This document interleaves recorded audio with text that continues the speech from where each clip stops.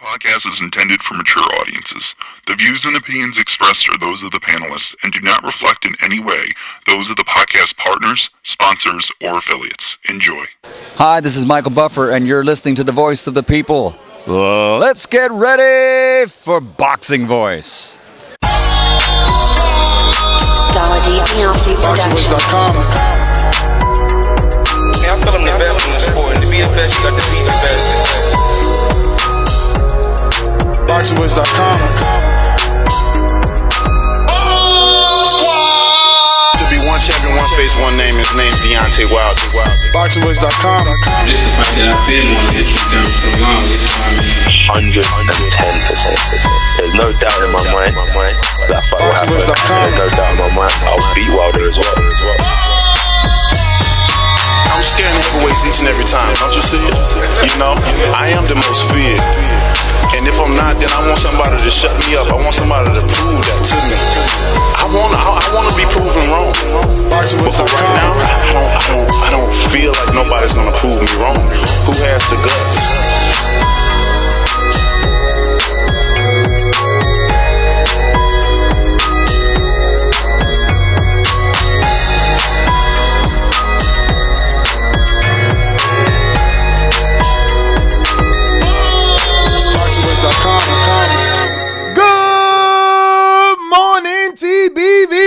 And welcome back, ladies and gentlemen, to another edition of Border Wars Season 7. We are back. This time we're taking over Texas, February 29th, 2020. TBV will be in Dallas the day of Mikey Garcia versus Jesse Vargas. So not only can you get in the ring and, kind of, put yourself to the test, take that challenge, get off that couch, stop being a, head coach from the safety of your bed or your living room. But you can also watch a great fight between Mikey Garcia and Jesse Vargas amongst some quite knowledgeable boxing fans that you hear on this show every day. Today's Border Wars is going to be addressing a few non-Border Wars participants. I've been getting inboxes on all sort of social media platforms with links to multiple videos of people claiming to want to be a part of Border Wars, and I am ecstatic. Whether or not they join, the publicity of Border Wars, the help that they're giving us by spreading the word is something that I am happy that they're doing. And, I just want to give a couple of people the facts, right? Because I'm getting, like I said, plenty of inboxes on behalf of multiple people that they're just like, hey, is this real? Are you going to do this? Are you going to promote this? And I guess it's time to address it. Now, honestly, this is what Border Wars is all about. So for me, if they want to get it in, we will definitely have them on the card. Now, I've done my research. So as far as T Street, and the only reason he's even in the title is because obviously this is a beef that, dates back between he and Fred from Barbershop Conversations for quite some time. But I've watched enough T Street controversy interviews to know that, not interviews, but videos to know that he isn't going to take that fight and he's not in the right weight class. So that being said, let me just say some things.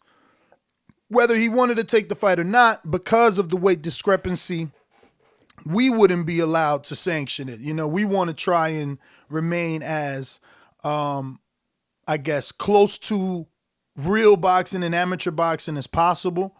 And we've already had a fight where one person outweighed the other participant significantly and it didn't go well. So we will not take part in any fights that are out of weight class. No ridiculous catch weights is the best way to say it. So the Fred from Barbershop Conversations versus T Street, while it's a long beef between the two of them that would be great to have settled on our card, I highly doubt that it would happen. So I'm just relaying that information to you. You know, I've watched, again, plenty of T Street videos. The most recent one I watched is, you know, him saying that a certain video would be released, which a certain video did get released. But there, in that video, he made it clear, you know, he's not about fighting with Fred. You know, that's not what he's trying to do. I don't think so anyway. I remember him saying that how could he if he's blocked on Fred's channel and everything. But now there's another dude by the name of Casual Boxing Talk who I've been receiving not interviews, but links to his videos. He is accepting Fred's challenge because Fred, I also receive videos from Fred and Barbershop Conversations, people sending me his videos where he's on his channel stating that anyone who wants to fight, who is a YouTuber and has a significant amount of subscribers in and around the range that he does, he's in around that 40 to 50,000, he would take them on.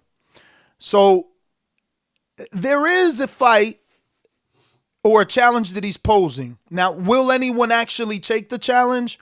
I don't know, because it's kind of an age fight. You know, it's like he's got a laundry list of demands, right? Something like, I take over your channel if I beat you for a week. That right there is someone's livelihood. I don't know if they're going to be willing to do that. But Casual Boxing Talk from the video that I was sent is saying that he's more than willing to pay the $1,000 that Fred initially wanted to fight for, and he could raise it for $2,000. He's seen in a video with a wad of money saying he's ready to go.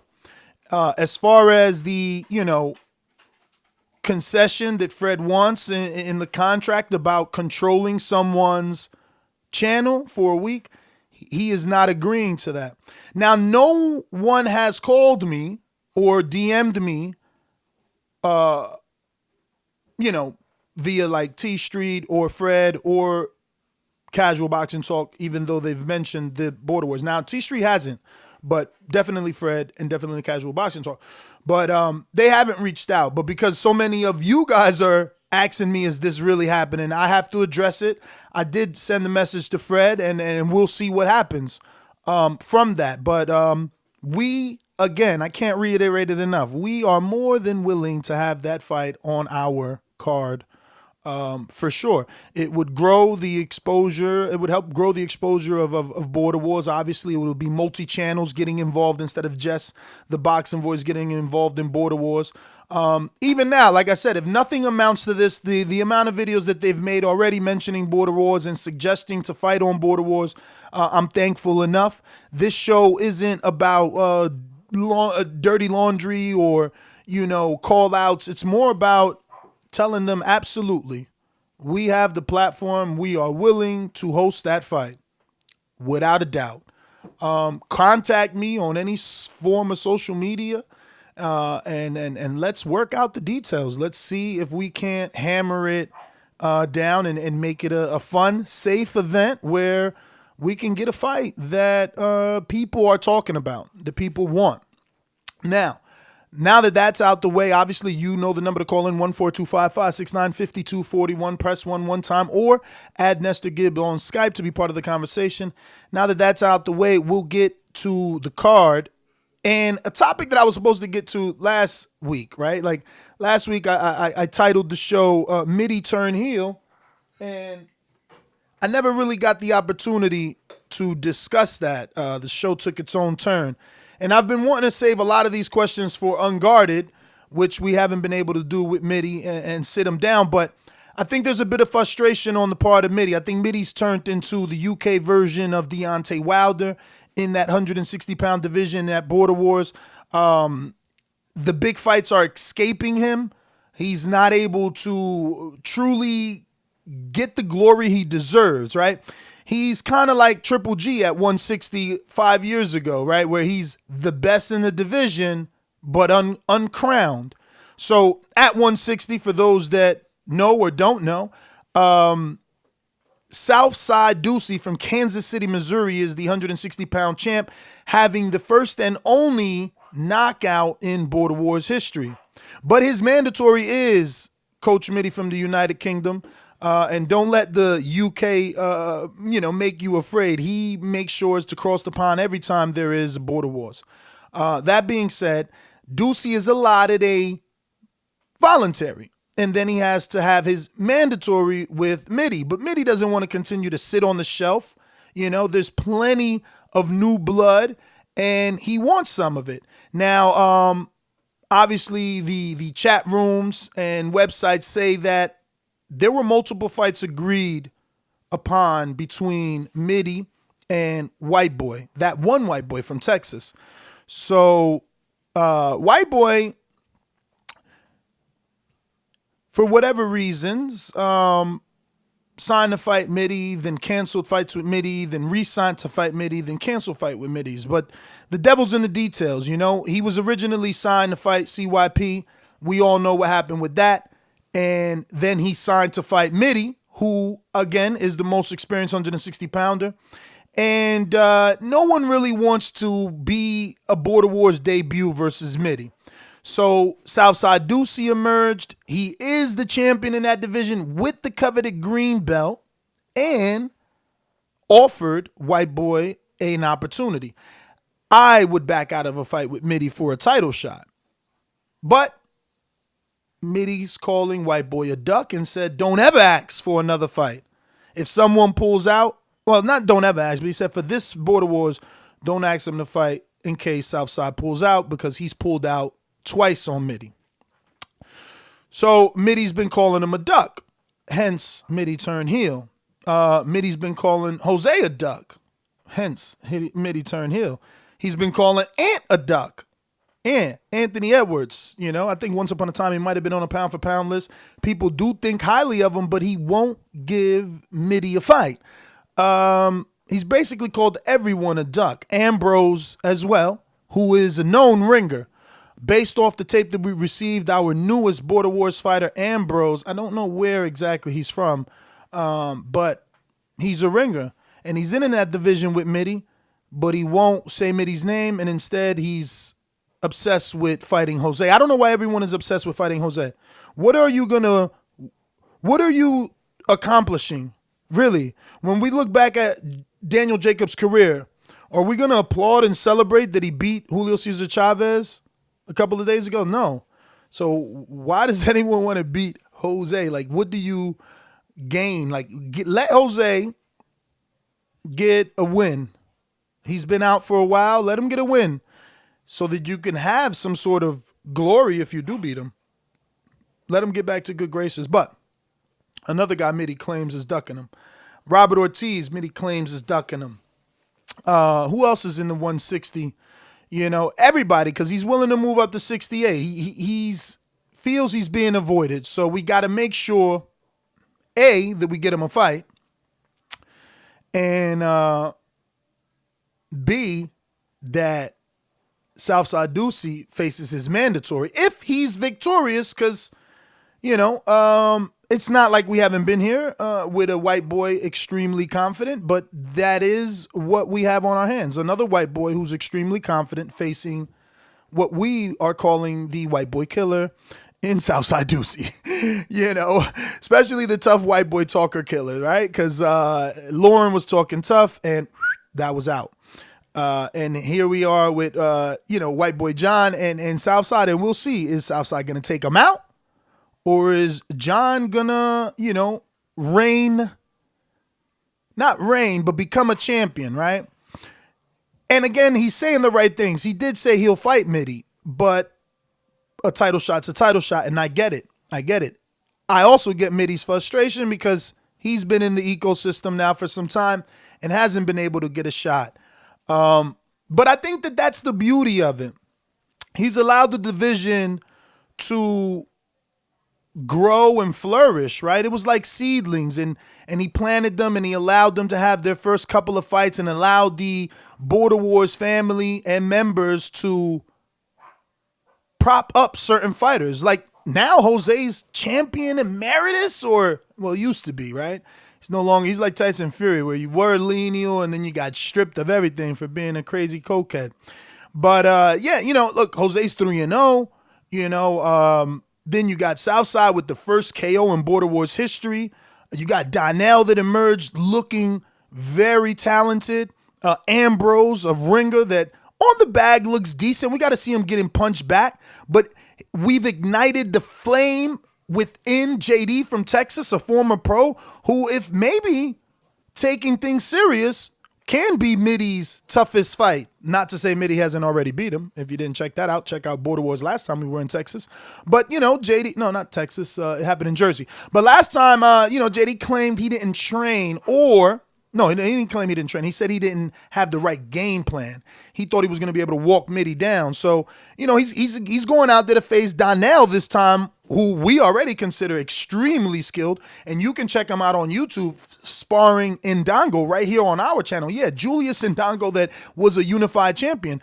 Our very own Donel Fernandez of Border Wars sparred him. So we're going to get a great test between he and JD, and then a fighter will emerge. So once that fighter emerges, you got Midi now in his next Border Wars, automatically mandated to face Southside Duce, WhiteBoy John winner. And then you got the winner of JD and Donel kind of waiting in the wind to see what happens and where they fit in.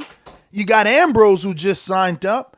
And we have a 38-year-old also in and around 160 to 185. But he's 6'3", 200 pounds, and wanting to lose weight. He doesn't want to be a heavyweight. Him and his dad think he can get that fight weight in and around 160 to 180, which is a lot. But hey, if he knows how to cut. He was a Muay Thai fighter before. He's 38 years old. He's got plenty of fight experience, no boxing experience at all. His father's going to train him. They were doing the Roger Mayweather pads on Patreon. If you haven't checked it out, head on over to patreon.com/Thaboxingvoice. Check out all the Border Wars footage. Click on that tab, Border Wars. We have all the newest Border Wars fighters who've been signing up and whatever footage they've put out right there, and where you can see, what is his name? Oh, Israel Weber doing pad work with his dad, and his dad is really on his, mimicking Roger Mayweather with the behind the back pad work and everything. But I got Midi on the line. I don't want to keep you out there any longer. Unfortunately, there's tons of stuff I want to ask you on Untitled. I don't know how this is going to work out now, being as though I haven't been able to speak to you. But do you, I guess, subscribe to last week's title that Midi is turned heel? Yo, Ness, I'm driving, so I don't know if you can hear me properly. Hear you perfectly, man. All right, cool. I've got to be honest. I don't know what mid turn heels means, because maybe it's like an American expression. Heel means like you turn the bad guy. Like you're the guy now. Oh yeah. Being brutally honest, looking for your fight. Not pussyfooting. I'm learning. I'm learning.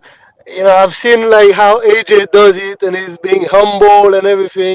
And then Americans don't give him credit, right? So I think you have to go the other way, especially with the American public. You have to just like tell them the truth instead of being nice to them and just like don't hurt their ego. You really have to. Absolutely. Listen. Why are you playing around? Sign for the fight and fight, man. That's all. So let's ask you a few questions here. You've seen Border Wars start, and you see where we're at now. Are you fearful? Yep. Are you fearful, or is this just Ness narratives? Do you think that these guys will fight you? No, I think some of them will. When they are forced to.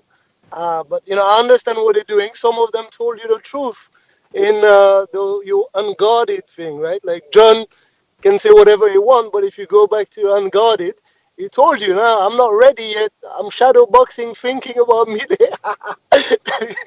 So you know what I mean, right? So when they feel they're ready, I guess they'll do it. But it's up to them. Now, you've been doing this for a while, and for those that don't know Coach MIDI, obviously he is I want to call you a co-founder or the owner of White Collar Boxing League. So you have an eye for this. You've been secretly in the back helping us with matchmaking and letting us know just who's going to fight and who won't show up, because you've done this so much that you can pretty much tell from texts and from conversations on the phone, if a guy's going to Yeah, show up on fight night or if he's not going to be there on fight night. Because the difference between what we do and you do is that the participants that sign up for you in the United Kingdom, you actually train them for 8 weeks because you're literally a coach. So just give us a yeah, little bit of a background and how you've picked up some of the know-how on whether or not a guy would show or won't show. And yeah, tell us a little bit about some of the people that you've worked with that have come off the couch and to join yeah. white collar boxing and do it for the first time. Sure. So, like, first of all, like, let me clarify. I'm not like a co-founder, but I work with my coach is actually the founder of a company called White Collar Boxing London, and I want to say the most popular and the most professionally run white collar boxing company in London. And that's what we do. Like you said, we just take on people on a 10-week journey. People who've never boxed before. We train them up. We match them up all in house, and we put on a show for them, and they fight in front of 2,000 people. But like you said, we get to see those people, and every 3 months or so, we've got close to 80 people, 80 brand new people signing up to do this. But at the end of the day, only a handful make it through, maybe like 60 people. So we got like, a dropout rates of like at least 20 of them will drop out because of any reason, right? So the most common are injuries. Some of them are true, some of them are not true, but you can pretty much tell from the very beginning who's gonna go through with it. And Wow. I mean, it is what it is, right? So I don't know. The tone in your voice makes it seem like you're not happy with the 20 person drop off, but I think out of 80 people, if you get 60 to still yeah, sign up, that's a that's great experience. number. Yeah, that's experience and that's over time, right? But when we first started, it was not necessarily like that. Because of the experience and the amount of like years we've been doing that for, and like people see how professional our shows are, they get comfortable with the matchup. And the fact that they also train with those people for 10 weeks, they see them in the gym, makes them comfortable. Like so if you actually match up people that don't really see each other and that talk to each other over text messages or over the phone, you're gonna have like a greater percentage of dropout, right? So, but like I said, you can pretty much tell from the very beginning who is likely to go through with it and who is not gonna go through with it, and that's the same thing we see in the Border Wars chat, right? So I can tell you who is a ringer by the way they're talking, like Ambrose with the new guy, and who's just a talker, right? So sometimes I'm gonna be wrong, and it happens from time to time. I think like Duce is a guy who proved us wrong, although he did try to drop out. We had to bring him in and make sure he's taking part. But yeah, like most of the time we've been right about those people who never showed, right? So, And since you've been watching from the beginning, who would you say is your most improved fighter of Border Wars? most improved. Well, I've got to say Marvin, right? So Marvin is a guy who came up like from scratch, and he had like a scrappy fights with what was the name? The tall guy, Airshow. Aaron Canto. Aaron Yeah, Canto. Aaron Cantu, who was supposedly like a better boxer than him, but then Marvin adjusted, and he did all right. So I think he's the most improved, and he's got a belt to prove it as well. So that's you can't argue with that, you know. And what is your most, or rather, who would you give the award to most impressive in terms of weight loss? Most impressive weight loss.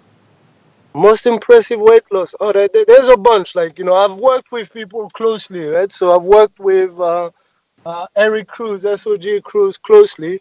And I've seen him like dropping the weight. I've seen like the consistency and like the dedication. So I want to give it to him, but I have to be fair though.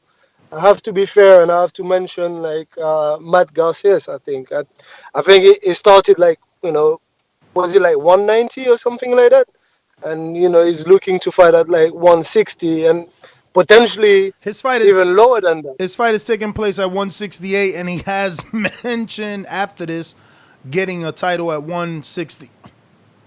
Yeah, so I have to give it to him because he's been doing it and he's done it well. But if you really, as a one-off person who lost a lot of weight, Sal is also a guy that you have to mention and give a lot of credit to. He was like 200 pound plus, right? When he first started training for his first fight against Tony G. And again, if I'm not mistaken, I thought it was a 160 fight or maybe even lower than that. For Sal, it was 160. Yeah, so like you have to give credit to a bunch of guys, but the guy that I've seen day in day out, Eric SOG Cruz, and I guess Marvin also. Those guys have been able to track their progress because we've been talking daily, basically.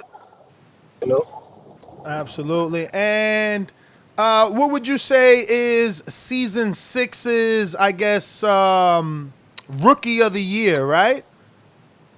Rookie of the year. I mean, like it has to be. I don't know if he's a rookie, but it has to be Donel, right? So he came in. No one knew about him, and he showed something that is good. He's a very good boxer. And I said it at the end of the event. To me, it was like the guy who showed the best skills, out of all the contestants, like everyone, right? So, and it was nice to see him like boxing with intelligence and just like picking his shots and all that. So, I give it to him. Obviously, you can't overlook Duce. He came in and he did what like most people can't do, and what no one did, right? Get a clean knockout. But I feel like Donell level of competition was a bit better also. Like the guy he fought was not bad, Like he's gone quiet, and I don't know if he's ever gonna come back. I But actually spoke he to was not Ricky bad. Swift. Ricky Swift Davis. I spoke to him. He can't make it to Texas, but if we in the Jersey area, he's down again. You know what I mean? So some people are He's gonna a be good fighter. local. Yeah, he is a good He, fighter. he's a good fighter. I I think mean, I like think he did the JD. He was a fighter in the past. He felt he had yeah, some skills, and he thought it was going to transition into nah, that nah, nah, night. He didn't really nah, train nah, though. nah. You could tell he didn't really Oh, train. all this is their problem, man. Like they can keep their story for themselves, man. If they're fighting, they have to come ready, man. Like, oh, I wasn't ready, and all those things. Like, it's their problem. We ain't got time for this. Like listening to this, right? You had like 8, 10 weeks, whatever it was, to get ready. If you didn't come ready, that's your problem. You Definitely. can't start discredit like Donell for what he did. Say, oh, I wasn't ready, or JD telling me he had the wrong game plan. That's no problem. That's your problem. Just go and figure out the right game plan next time. For sure, for sure. So, what is the? I guess which matchup are you looking forward to the most so far on the card? Let me just read them all for those that don't know. We will be having our unification bout. The unified champion Marvin from Texas. He's going to be having a hometown fight defending the WBC and the WBA. He's 3-0, and he's going to be making his first defense versus Sal, who's 1-0 out of California. You want to give us your thoughts on that fight? I think Salah is too small for Marvin. That's where he is. Like Salah has got a lot of good attributes. Like he obviously his game. He comes in like with a lot of pressure. Uh, but I mean, when you're in there with a guy that is naturally bigger than you, I believe naturally stronger. The only thing he's got over Marvin is the hand speed, I think. Not But the skill, if because he boasts to be the most skilled boxer outside of MIDI, and even I think he what even kind of changed skill? that. I mean, technical skill, I guess, boxing skill. No, I mean, like offensive skills. He hasn't got much defensive skills at all, right? And that's what he needs against. Woo! You Uh, gonna strike a fire under that boy? no, but that's true. Against Marvin, that's what he needs. He needs to work on his, you know, he needs to come inside with Marvin. And before you get inside, you need to be able to move your head off the line, come in with different angles. He ain't got all that. He just his head will be popping off like a ping pong, bop, bop, bop, bop, like this. You know what I mean? Like so. Damn! So you got If Marvin easy. I mean, if Marvin, doesn't think that, oh, I'm a bigger guy and I'm gonna throw big bombs. If he fights like this, then he's fighting into Sal's game plan, right? But if he just like starts to use like his range makes it very difficult to throw like a very nice jab with authority and then double up on it and just like it's gonna be a long night for Sal, right? So yeah, I think purely because of size, I think size and strength. I think Marvin is gonna make it very hard for Sal.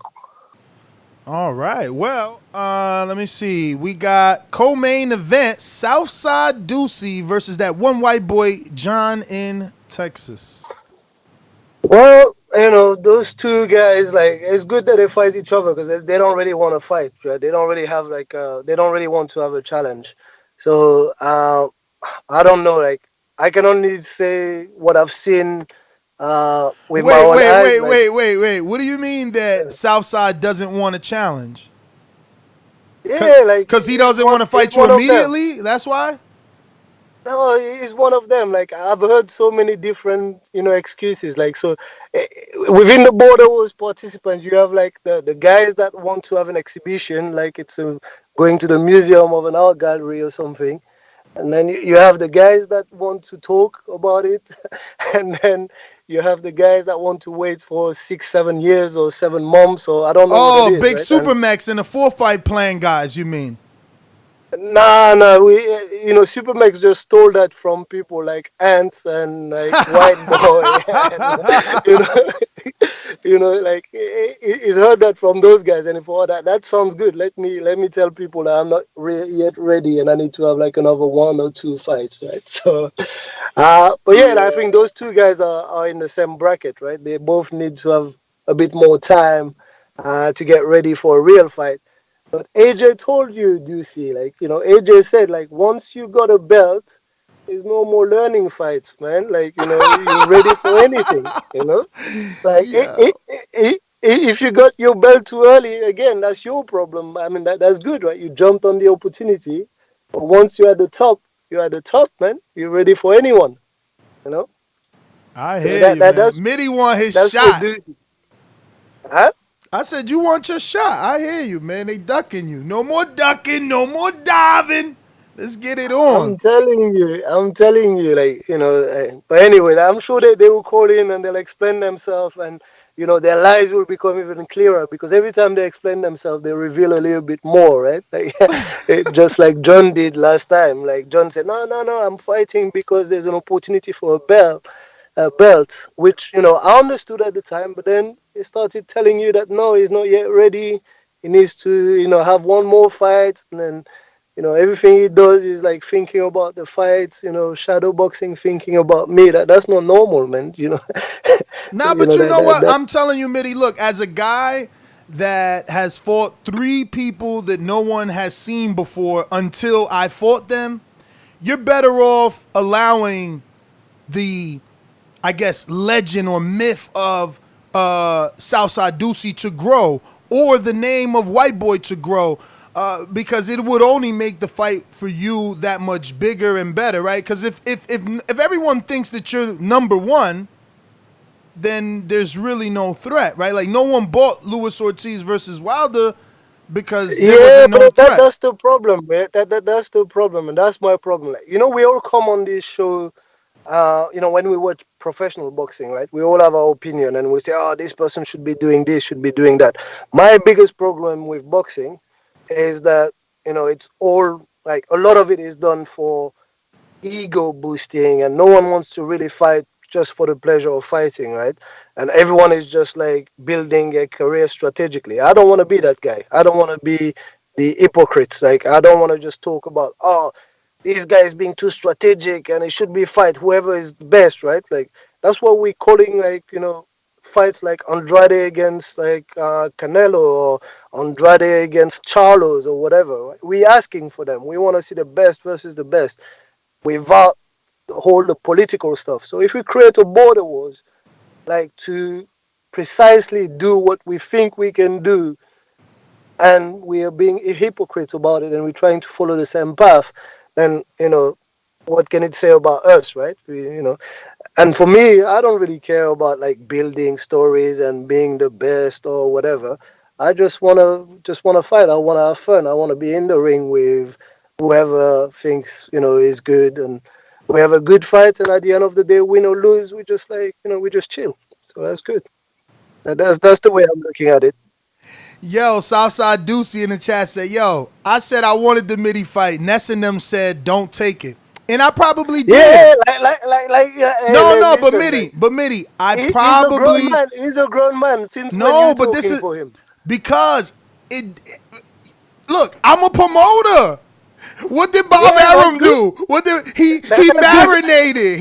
You gotta marinate because MIDI is Southside is new, but right now everybody's like, oh my god, he got this knockout, so we gotta throw him another bone. That's We got That's to. exactly what I just said, right? What I just said is But like, that's hey, the way it works. So when that your fight is a super fight. we all complain about people say, oh, who's the boss? Is it the boxer or is the promoter? Like, so Southside, your boss is Ness. Shut up. No, I work for him. I just suggested something. I work for him. MIDI is crazy. All right. So you going with who on Southside versus WhiteBoy? I don't know. Like, flip a coin. I don't know. Those two are ducks, man. All right.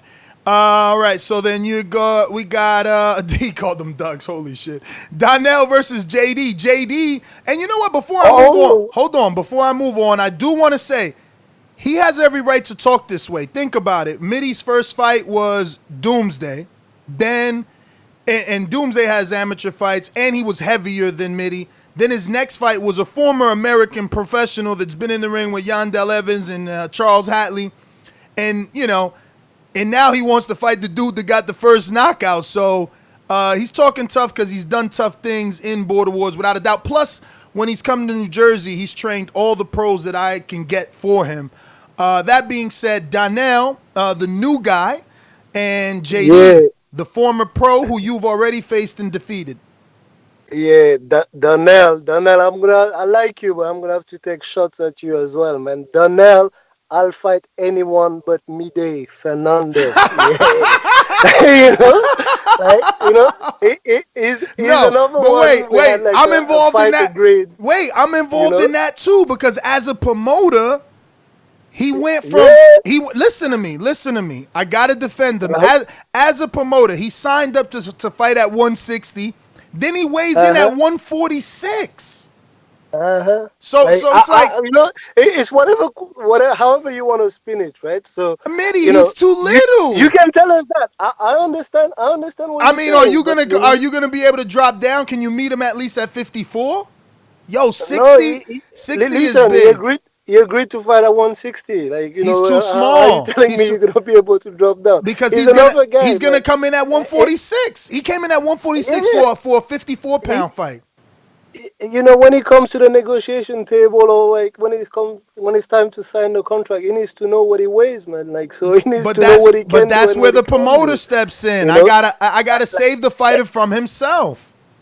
Yeah, that's another thing. That's why I'm saying, like, Donel, Ness is also your boss, man. Like, that's what,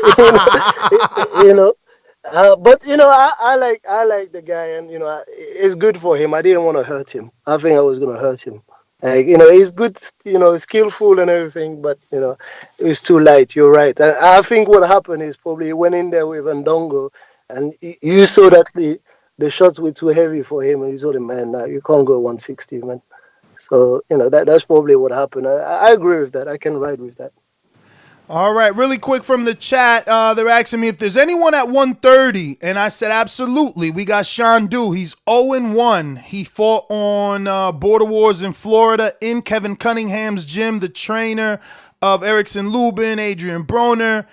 Tank has trained in that gym. We had Border Wars in that gym, and he was our referee. Yes, sir. All right, so on the undercard now, we got Robert the Genius, former co-host of TBV about 7 years ago when it first started, and he goes by Cable now, hailing from Philadelphia, and he's going to be taking on Matt Garces, Machine Gun from Texas. Yeah, I think that's another mistake from Garces, right? Like that. I said that too. Guy, he's big. Rob the Junior is way too big for him. But the fight is happening at 68. it doesn't matter. That's even worse. Like, you should have tried to drag him down into like a lower weight class and drain him a little bit. That guy, Rob's got, fight in him. You can see, like, when people come at him, he doesn't go into his shell. He'll just, at the very least, it will give you a good scrap. So, and you don't want to do that with someone who wants to fight and make it like an aggressive fight, right? And being bigger than you. So yeah, I've got Rob on this one. Sorry, Matt. I like you too, but I think you're making a mistake. You should listen to your boss, Ness. Damn, Cito, you should call in, man. I'm gonna put the number in the chat. If you got a gym in New Jersey, we need to chat. Here goes the link here. Cito's 130. Damn, you a ringer then. You trying to kill somebody at 130. He got his own gym. Talking about anybody want to sign up? You got any 30 pounders I could beat up on? I got my own gym in Jersey.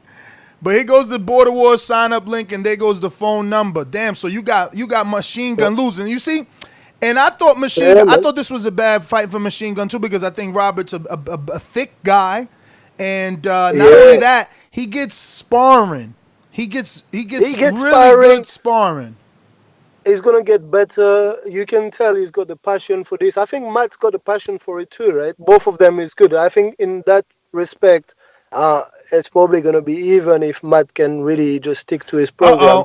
Matt in But the chat said, "Damn, laugh out loud." Come on, Midi.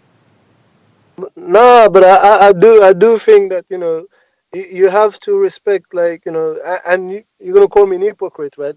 For saying that I should fight Donel and stuff like that, but you have to respect size. That's why I'm just saying, I'm playing with Donel and stuff like. I understand what he's doing. Being a 140 fighter naturally, or 147, you can't really just go too high. And that's the same thing with Matt. I think Matt is a much smaller fighter, and maybe he was at 180 because he didn't really live a good lifestyle, but you can see Yeah. his frame. You Yeah, can he see does his, look thin. his, That's why. But this is his the thing. Now that he was at that weight since the last Border Wars, don't you think that he could be adding muscle or at least toning up what he has? no, no, I think, like, he's like one of those Mexican fighter, right? Where they don't really tone, right? Whatever they do, they're in shape, they fit, but they still look a little bit like, flabby and all that. But I think he's like actually a 140 fighter. When you look at his frame and his size and his height Damn, and all he those was stuff. almost 200 last year, bro. Yeah, but then look at him though. Really look at him. Look at him and look at Donell. Do you think they're much different in terms of like frame and all those things? Like, I don't think they're much different. If I look at him, I'm just sure that if he was fighting competitively, he'll be at the very least a 147 fighter. All right, You really know. quick in the chat. Cito Ramos, there you go. Right now, Shiloh said he already previously called in and said he'll take anyone from 130 to 140. But Shiloh, you have not signed up. But the sign up link is in the live chat for those that want to sign up and make it real.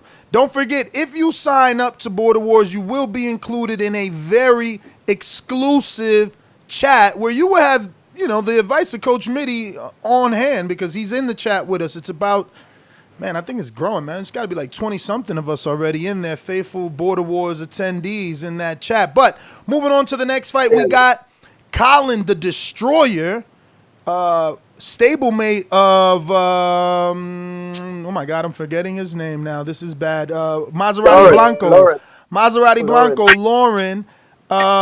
Colin the Destroyer is going to be taking on Jordon. Jordon is a Yeah. guy that I think you have a lot of words for, right? His last Border Wars, he got injured and he wasn't able to make it. Yeah, what do you think? Nah, it's a funny one, right? So Jordan is one of those guys that, I was playing. I didn't really know, if he was gonna make it or not. I was playing with him, and I was saying, oh, he's gonna drop out, and he did drop out, but through a serious injury. So, and the fact that he signed up again shows that I don't think he's a flake. I think he's gonna be there.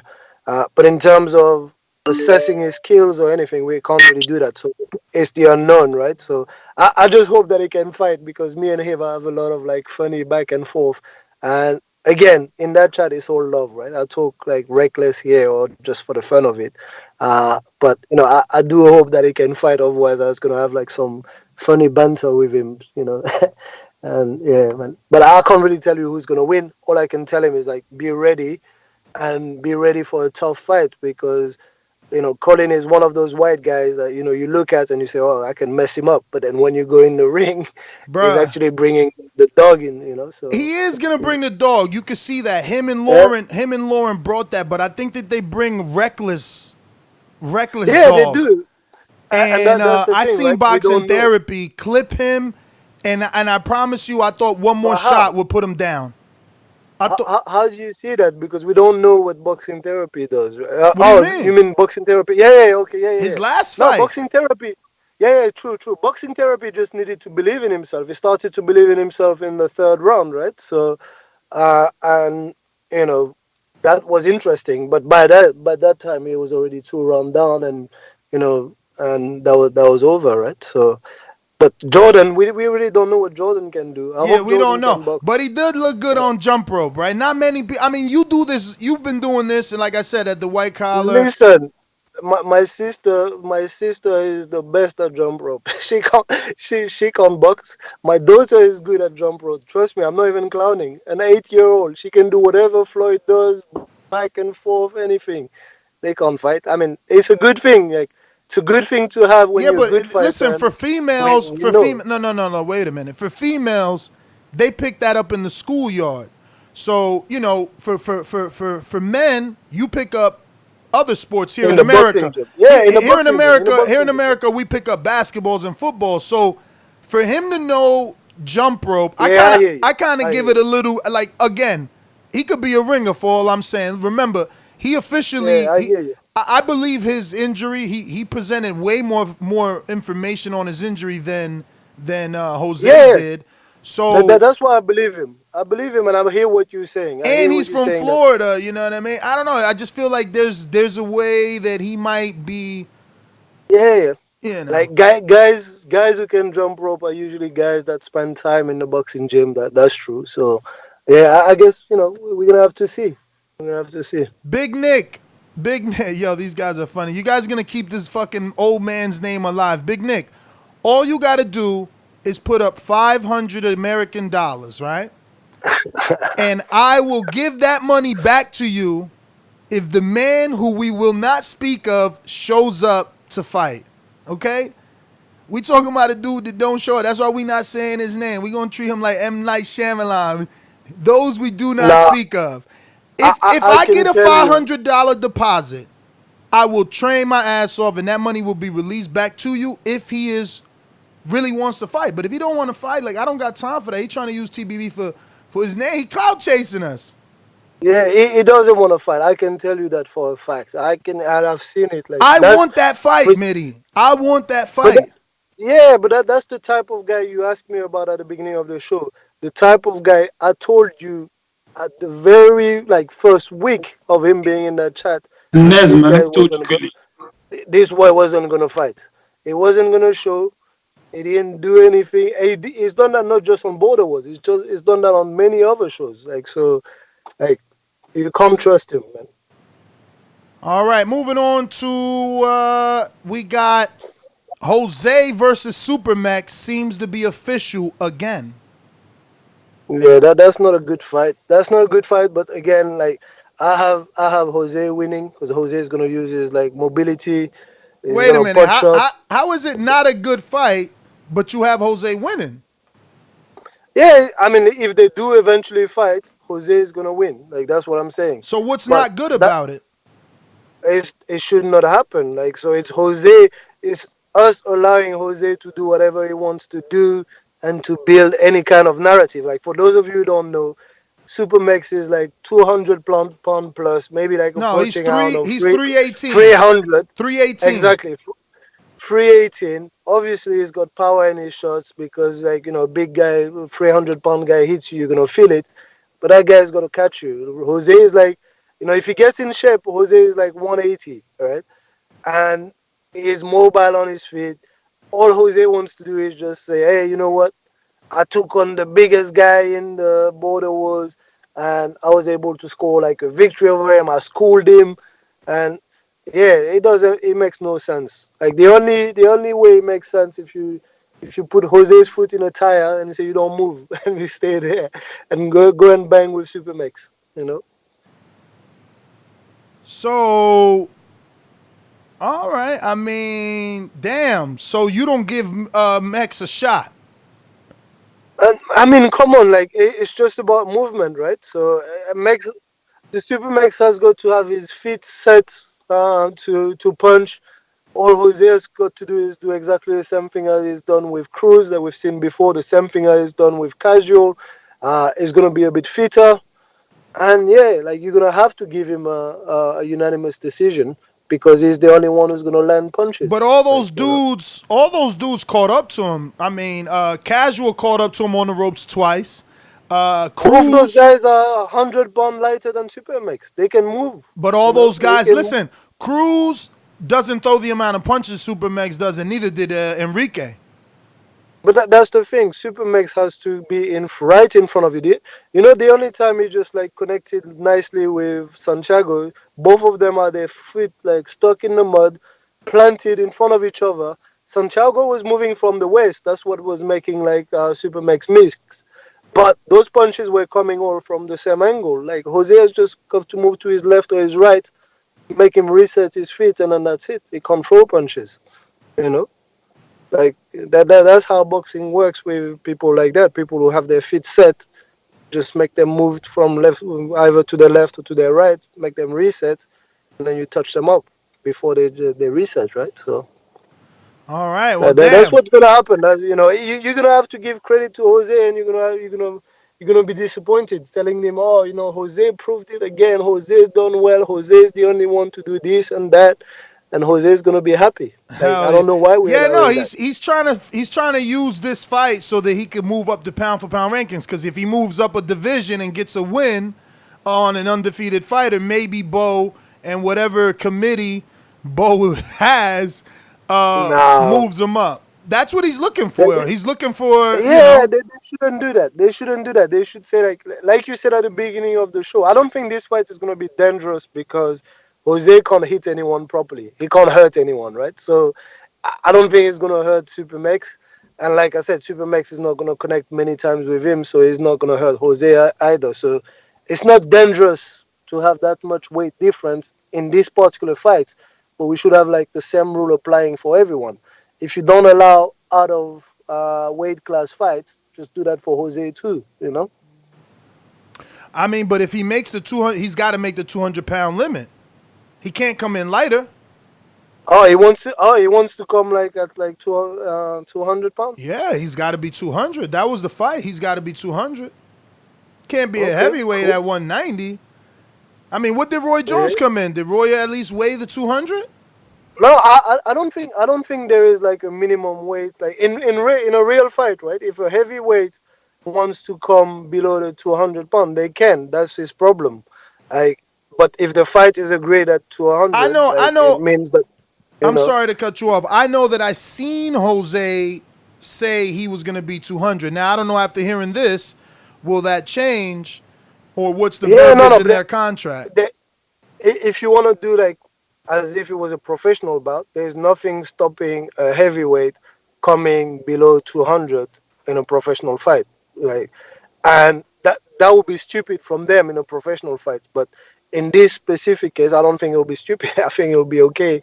It'll be better for Jose to just come in at his normal weight and move around, right? So I mean, yeah, I would hope that they make it at 200. I mean, that, you know, because then yeah, it's just cat that's and the contract, mouse. right?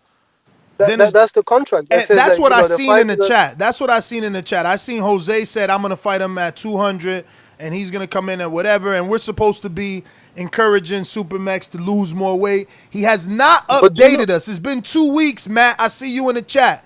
It's been 2 weeks since we started, and there's been no first week or second week weigh-in picture from SuperMEX, and even my opponent Eddie has ducked the second weigh-in. But yo, I haven't lost zero weight. It's sad. I don't understand. I even no, changed my diet. you, you know how Jose is, right? Jose is gonna look for or loopholes and talk to you about like small prints and all this shit. You better be checking everything this guy says and make it like crystal clear, right? So Yeah, well, again, I'm sure it's up in the chat. I just got to scroll. I'm pretty sure that I seen Jose say 200 pounds. Now, what he and SuperMEX talked in the back end, I don't know, and that's probably where the contract got changed. The king is in the lab. That's all you need. That's all you got to know. That's what SuperMEX says. Now, SuperMEX, update us, though. Is Jose contracted to come in at 200, or could he come in under the 200? Because that would have been a huge flaw on your managerials department right there. You got to get Jose in the fat zone so that he can be a little bit slower.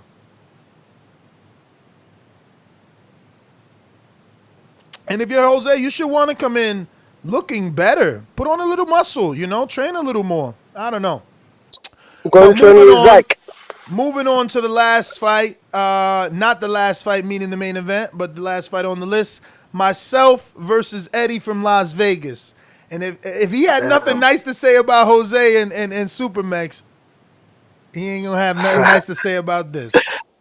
No, actually, I will, right? I will say that. That's right. That's right. I did see you in the chat saying that you think he's going to outpoint me because he will outwork me.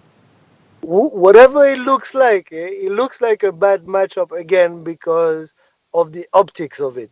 But if anyone watched like Border Wars 6, and if you haven't, go on Patreon and watch it, like Bola de Grasa is interesting because it has skills, and I think it can come on the inside. Again, bro, I don't see that, man. I don't see that at all. That's hilarious, bro. But you know what? That's why I said last show, MIDI turn heel, right? Because you never pick me to win. You've picked everybody to beat me. I don't even think you thought I could beat Gus. So No, that's not true. I picked you against Gus. I picked you against Gus, and I would pick you against Wayne, but that's not happening, right? But against Bola de Grasa, truly and truthfully, you should win that fight if you do the right things. But if you make the mistakes that I've seen you make before, and maybe you don't have the fear factor with Bola de Grasa, so you won't be intimidated by his forward pressure. But if you allow him to come close and get like the forward pressure on you, then you're gonna make a fight very difficult for yourself, and you're gonna give Bola de Grasa a chance to win because the flows that I've seen in you is like when people like land combination or throw combination at you, your first reaction is just probably like just to back off a bit too much, and then allow them back off without allowing them to think about what they're doing. You back off, but you allow them to come even closer, and they throw more punches, and your defense becomes disorganized. So if you can stop that, if you can just establish the distance like you should, you're a bigger man, your jab is very strong, and if you establish that, you should win. But it will be interesting. I think Bola de Grasa has like some little movement, little like head movement, and little bit of like quick fits and bursts that can be tricky for you.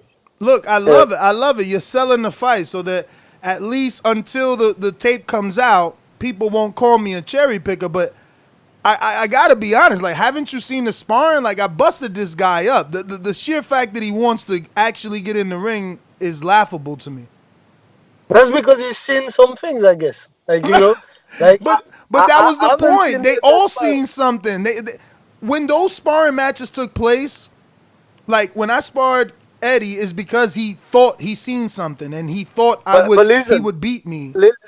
Listen, you sparred Robert Ortiz, right? Yeah. Is he looking to jump in a ring with you? No.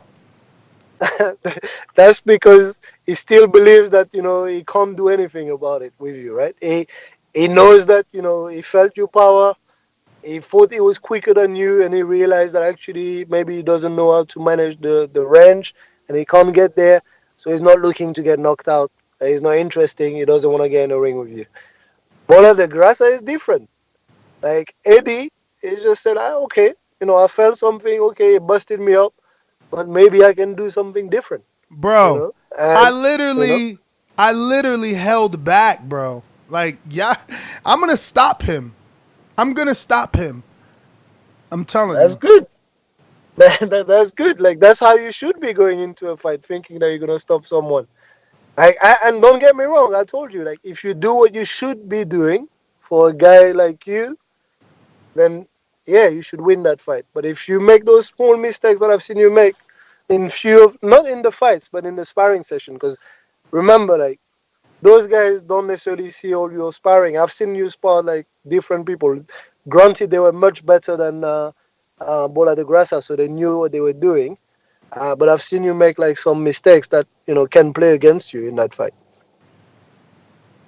All right, all right, all right. I'm stopping him though. That's it. You know what I'm gonna do is I'm just gonna do my best rendition of Deontay Wilder. I'm gonna just mimic Wilder. I'm gonna just beat who's in front of me and rack up the most defenses. Because right now there's no champion that has more defenses than me. That's just Remember, bottom like line. that looks like an AJ Ruiz fight. The short guy with fast hands, Yeah, but the and then difference like is that AJ was training for Ruiz last minute, so he yeah, went that's into the it. thing. The difference, No, he the went into difference that is fight differently. He went into that fight yeah, thinking, "I'm the champ. There's no way this dude could yeah, beat me."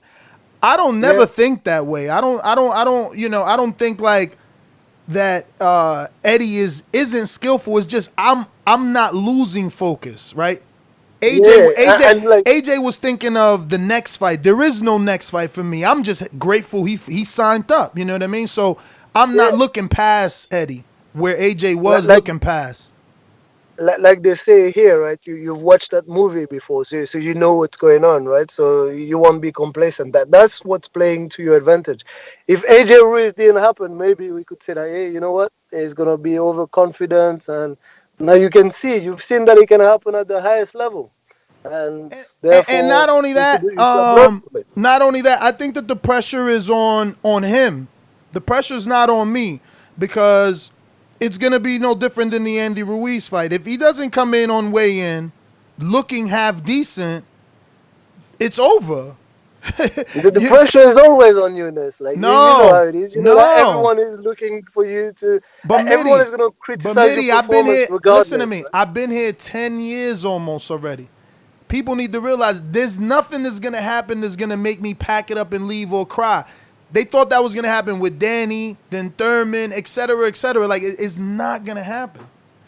The Hey, pressure, one thing the though. pressure is on him because if he doesn't come in shape, all the people that believe in his quote unquote skill, they know that the skill isn't enough because a good skilled fighter could lose to a fighter that outworks him, the fighter that's in better shape. And Yeah. man, the first time we sparred, I was in better shape than him. I hit him with like a 7-piece combination. This dude is gonna die in that ring. I hope that But you got the towel in actually, your hand. like I'm thinking back to a question that you asked before, and I'm not the style to gas you up or anything, but in terms of like the most improved technically, you will have to be up there with like some of the most improved fighters because people just Nah, have to go and watch your first fights I against don't Zach, believe so, man. and then the rest, right? I went back and watched my last fight. I'm still extremely sloppy, and Yeah, but it's much better. You I see how would you were like composed. You actually had a game plan and followed it, right? And you just like it was completely different from the Hasael fight. It was very different from the Zach fight. I actually saw you like implemented what Doomsday was asking for in your corner, and that's also a difference. When you look at Border Wars Fighter, uh, you can just look at the way they take instruction from their corner. You can look at what's happening in between rounds. The composure, the ability to just gain your breath back, process what's being told to you. It's not just what's going on in the ring, right? It's what's going on outside the ring. How can you process that information? How can you just like conserve your energy and work with the pressure? So as a total package, like the way you manage the fights, like you were one of the most improved. Like you were up there with them. man. So I mean, I'm gonna take the compliment, but honestly, me and Doomsday watched that fight like 3 days ago, and Jesus, I feel like I look no different than the Zach fight, man. I mean, I went for a left hook to the body, and it was horrendous. It should be a yeah, but GIF. It should be a GIF the Yeah. way that I threw that left hook to the body. It was nasty. It was ugly. I was embarrassed. Yeah, but I mean that's again testaments to what you're doing, right? Like going in there, just looking back at fights and looking for ways to improve. It's like it tells you what you need to know about people. Like some people will just be happy, or you know what, I'm getting much better, and you won't even look for improvement. But I can tell you, looking as an observer, as a spectator from the outside, the three performances looked very different. And every time you did improve a little bit. Like the Hasael fight, it was like a different fight. This guy was pure pressure, so it didn't really allow you to do certain things. I want that But rematch, though. I know Aaron is mad at me, so Aaron, if you're listening, get this to air show. Get that rematch. They never asked for it, so they got me looking like a duck. First and foremost, look, I won the fight, and I still got a list of excuses. The ring was too small. That shit will never happen again. The headgear that he had, that shit will never. He had a fucking cage around his face, bruh. Come on, man. And I hit it. I knocked the headgear off, and you robbed me of a knockdown. You can't stop the action, adjust his headgear, call the action, and not give me a knockdown. You can. That's no knockdown, man. What? Like, come on. No way. Show me that shit in the rule books. No way. If I knock your headgear off and you got to pause the clock, they got to strap your headgear. That's a knockdown. In the amateurs, nah, man. Bro, in the amateurs, if you hit someone with a solid right hand, the referee call it a standing 8. You gonna tell me I knocked your headgear off? But that's different from like the headgear going off, right? Like so, in the amateurs they do a lot of things that I think that they have to do. MIDI, you do understand he had you understand he had the bottom.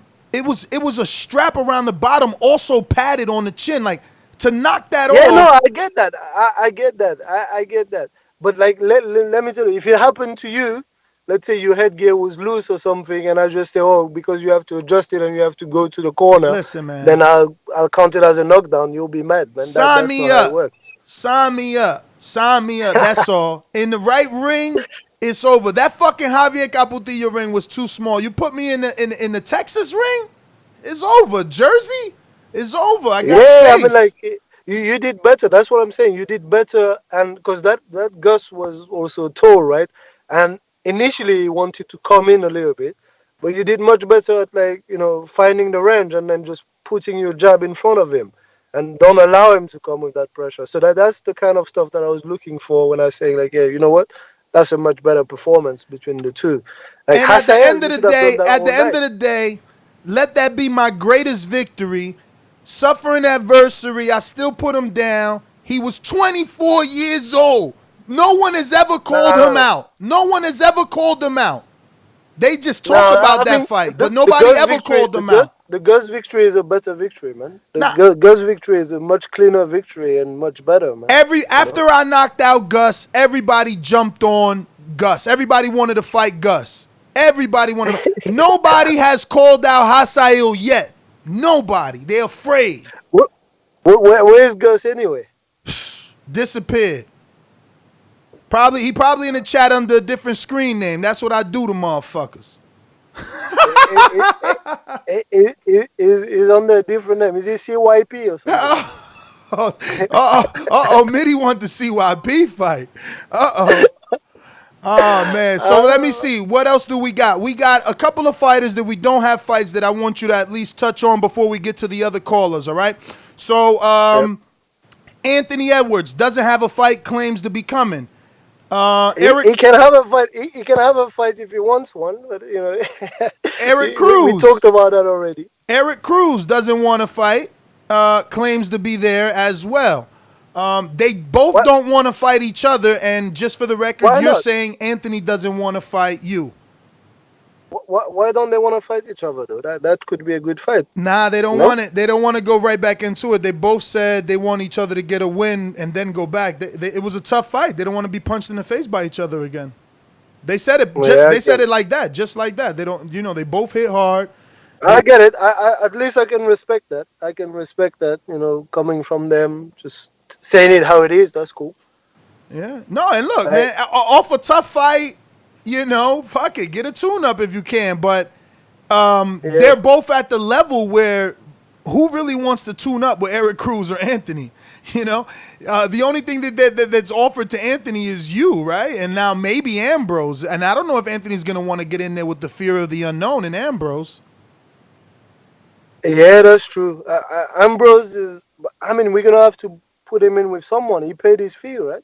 Yeah, I mean, somebody's going to have to accept. He's going to have to accept the fight because I offered him a fight. I offered him the 38-year-old Muay Thai fighter, you know. Who's that? Is he in the chat? Nah, he's got an Android, man. It's Israel Weber, though. I put the tape out. It's on Patreon.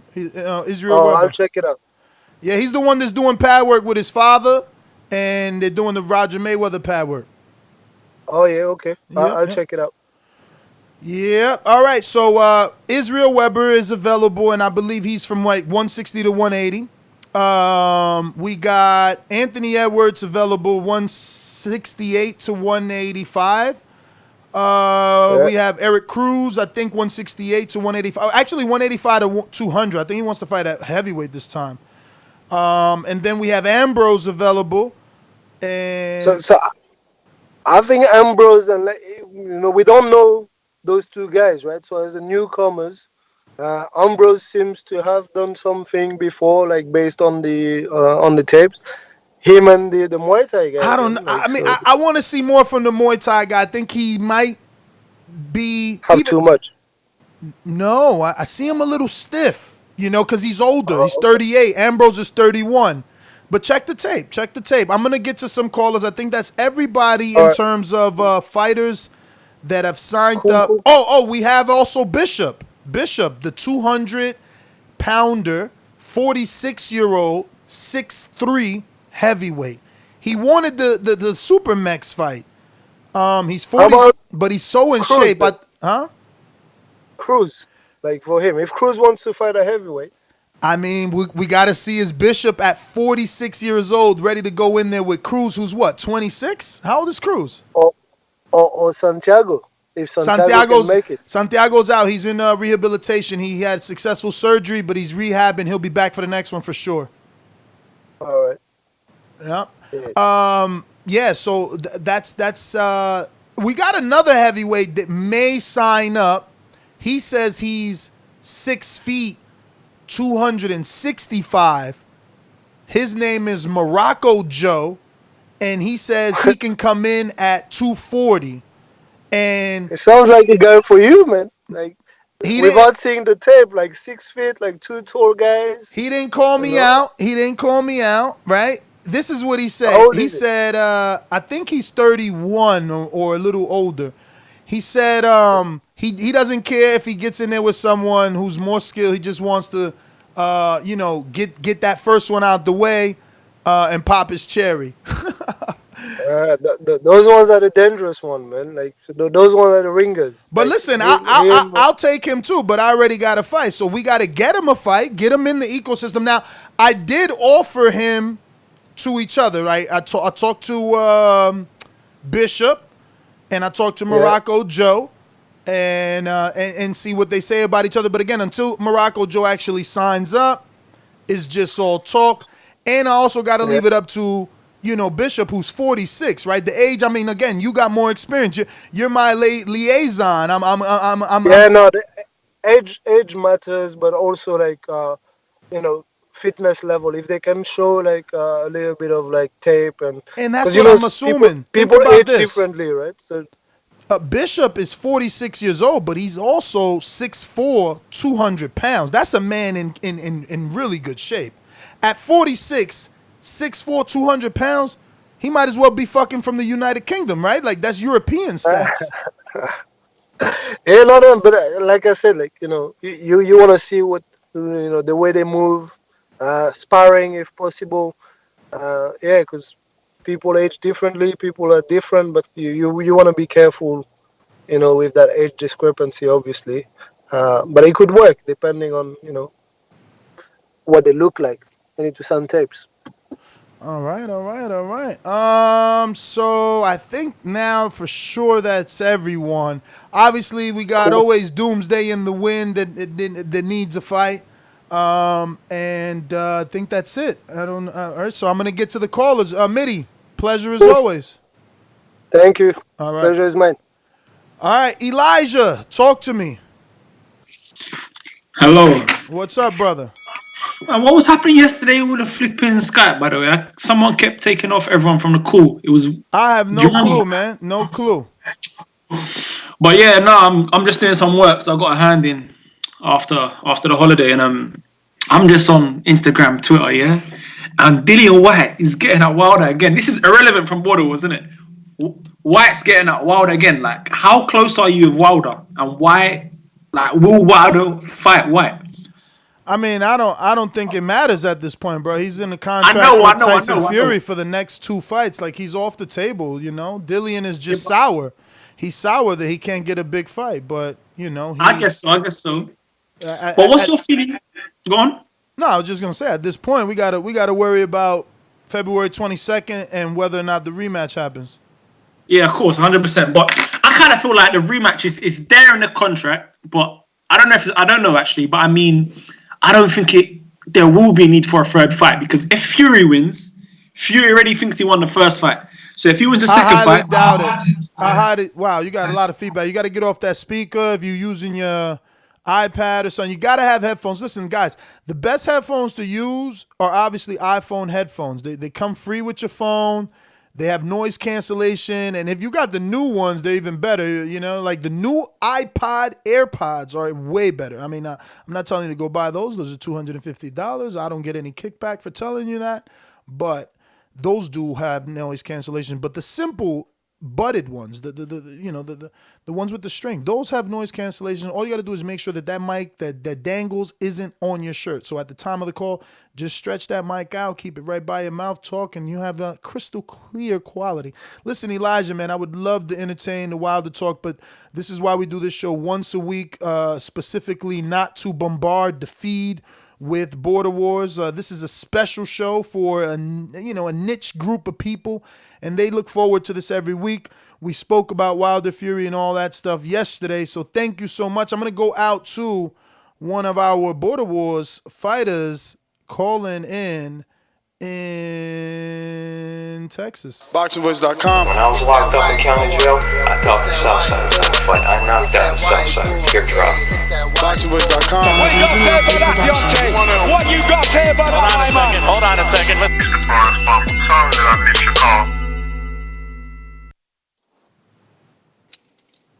Yo, what's good? What up? What's up, Nez? Chilling, listening to MIDI go on a rant today. Dogging you out, man. Dogging you out. Why you ducking MIDI? Man, listen, I did pull out that fight. We did have it sealed and signed. The second, listen, the first time he hit me up on Instagram and said he would fight me if, or maybe it was me that hit him up and said he would fight me if I couldn't get a fight. CYP fell through. He said, "Hey, I'll fight you, homie. No big deal." Then it kind of came to fruition with me and CYP again. So it was never officially made the first time. The second time, yes, it was. I got a chance for the strap, so I'm taking that road. But he is the cream of the crop in Border Wars. I've seen a couple of his fights, and he is a semi-pro over in the UK. So he's the cream of the crop. Yes, I do need a fight before MIDI. No questions asked about that. But, hey, I'm calling in to check in, Border War participant right here, that one white boy, fighting Southside Duce, February 29th. It's going to be electric. It's going to be a great fight. I'm stopping him regardless. I don't know, man. I don't know. Did MIDI put a hex on that fight? Because what do you mean? Southside Duce ain't signed up yet. He hadn't signed up? I thought last week you said he did sign up. I thought it was official now. Did he? I thought... that's what I thought. Maybe I misinterpreted. Yo, listen, I smoke a lot. Maybe he'll answer in the chat. I do too. The thing is, what I gotta see. I don't know everybody. It's so difficult because I know nicknames, So I don't know if. I'm pretty sure you said maybe it was. I thought you said it was official last week. And I don't know, but he in the chat right there. He just made the second to last comment. He could let us know. Southside, have you signed up? Southside, sign your ass up. Damn. You about to be on the outside looking in, B, because I think his name start with a T. I don't want to say it all, Latin, but I think it's T. I don't remember that, man. He gonna have to remind me. Well, but yeah, man, that was a good interview by MIDI though. It was good to have him on. Uh, he does the white collar boxing. They do it big over in the UK. That's what we're about to do. Yeah. But how's your training been, Ness? What's up? It's How's been the training good, been man. for It's you? been good. I'm gonna be honest. I could have got into the gym a little bit more throughout the holidays, but it didn't work out that way. But it's like I was telling Mitty, he kind of glanced over it. We didn't really get to get any feedback from him. But if I would have done my second week weigh-in, I wouldn't have even budged, bro. Not even by an ounce. Like, that's crazy. I'm not. I was talking to Doomsday about that yesterday. It's like I might have to run to lose weight. And I do want to lose a little bit of weight. LA Border Wars, which was I think man, I don't know, 2017 maybe. That was I was 216. Last Border Wars I was like 245. I want to be in around the 235 weight, just so I don't got to buy new clothes. You know what I'm saying? Fit into some of my old jeans the right way again. You know what I mean? But I wasn't really looking forward to running. I'm trying to be Wilder in Border Wars. He don't run. I didn't want to run, but some of those nice jeans I bought a couple of years ago. You gotta have that cardio. Well, you could get cardio in other ways, man, for sure. I got a strength trainer. I pull out all the stops because it's like Mitty said, he thinks that there's pressure on me because everybody wants me to lose. But that's just the exact opposite. That's just motivation. I know everyone wants me to lose, so I pull out all the stuff. I got a strength trainer. I got a strength conditioning regimen. The hardest thing for me, obviously, is getting to the gym because the gym is open to me from 10 a.m. to 6, but there's no coach there. There's no coach there. Yeah. So if I don't bring Doomy, I'm coachless. I'm just there fucking hitting the bag. Nobody to tell me, yo, pick up your hand, you dropping your hand, you scooping water, yada, yada, yada, yada, yada, Yeah, I got to do that. I feel you, though, because I got to do that sometimes with my coach being a truck driver, too. So sometimes he's in and out of towns. He's in San Antonio. He's in El Paso. And look, and those are the days, I'm sure how old are you? What, fucking 28? I'm 26, almost 27. There you go. Look, I'm sure those days you just get on the treadmill, you doing your road work and shit like that. Me, I got a routine. That's where Eddie got the up on me right there. He better be lucky in that. The days that Doomy can't go, I probably don't go. Me and my girl was just talking about it yesterday that the days that he doesn't go, me and her need to at least go for a jog because, I can't only be dependent on him. But yeah, it's difficult, It's difficult. Especially doing as many shows I'm doing, man. I'm trying to grow the show, the brand, Border Wars, the podcast, simultaneously train. It's a mission. You've been putting on some 2.5, 3 hour shows, man. Yeah, man. I mean, it's just working. I left my phone. I left my phone home on Thursday from work, and I couldn't listen to none of the podcasts. I didn't have my phone. It was busy through the holidays. I ate so much shit. I had so much chocolate. Man, today's my first day back in the gym. I'm finna smash it, though. I'm probably finna feel bad. You needed to put on some weight, though, because you fighting at 160, and you was like 164 already, right? Yeah, I'm good. I'll make weight. The weight's no big deal. I'll definitely make 160. I could eat as much as I want, really. I just don't want to eat a bunch of chocolate because that's my weakness. I'm really a fat boy in a skinny man's body. Well, WhiteBoy, let me move it along. I'm going to get to Sal. He is the second half of the main event, 1-0, hailing from California, formerly known as Iron Sal. Now, I guess going as the gifted one because you think you're the most skilled in Border Wars. Yeah, can you guys hear me? We hear you. What's up, man? Good morning, guys. Morning, champ. Out there welding already, huh? What's up? I said you out there welding already. Oh, yeah, man. Start early. I'm telling you, man. My work schedule's kind of crazy, so I'm kind of happy. I was gifted a treadmill for this Christmas, man. No excuses. Yeah, definitely, man. No excuses for your big fight. Hey, I don't know if you were listening to the earlier half of the show, but MIDI is picking you to get wiped out. Yeah, man, I heard with his sour ass. Man, tell him to go sit his ass down and go sip some tea or something. Why you calling him sour? Why you don't think he's just giving his assessment? Man, ever since that fight with Ant and Cruz, he's been treating me different, man. He took Cruz on the full he trained him, helped him out all through that camp, and all I had to do was help Ant with his game plan 5 minutes before, and we all know how that turned out. He's just mad that I'm a better coach than him. Just call me Coach Sal. Oh, so it's a rivalry that stems back to that. Okay. I guess so, man. I don't know how he's over here. I don't know, man. Maybe Sal's just really mad. He might be mad because he can't get a fight, so I don't want to go at his neck. But that was all kinds of bullshit he was talking, saying that I got to get off the line and shit. Like, man. Yeah, he said you don't got no defense. He said your offense is there, but no defense.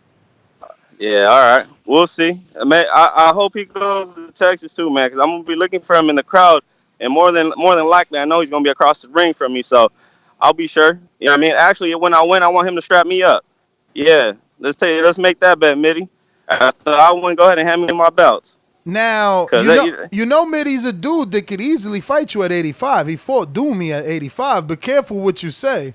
You do have two belts.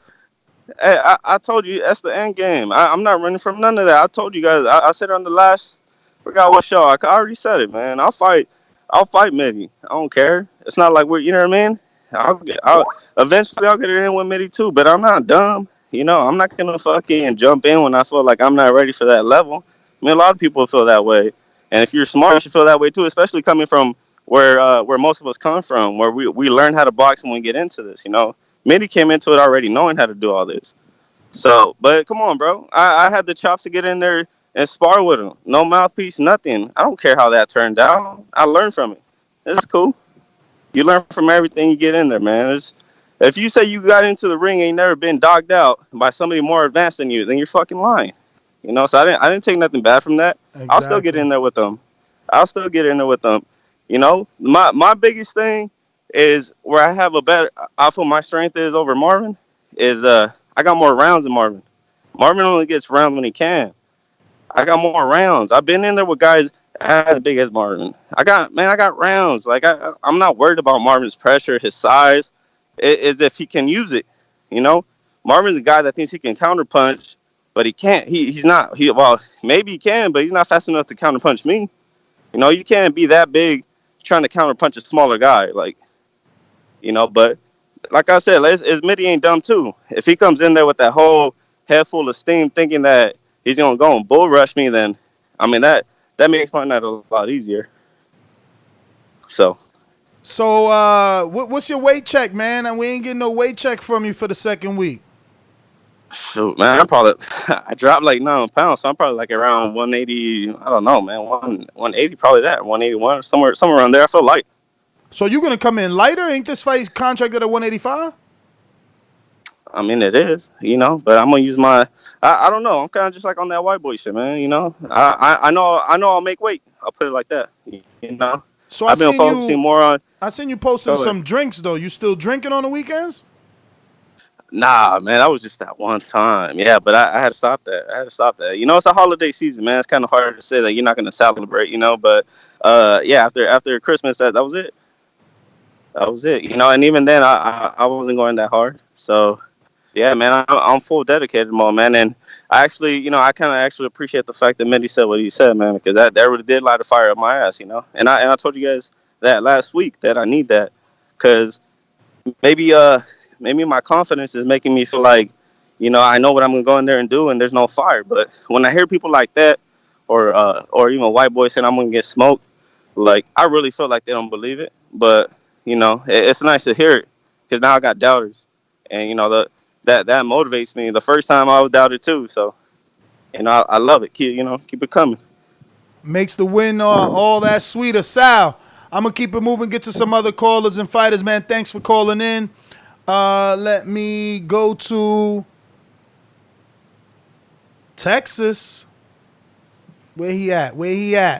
Heavyweight division. Boxingvoice.com. Oloki, you are next, my friend. Por eso lo vuelvo a repetir. La era del Canelo la mejor porque peleó con los mejores. La suerte es para los mediocres, my friend. Boxingvoice.com. Yo. What up? Can you hear me, Ness? How am I coming across?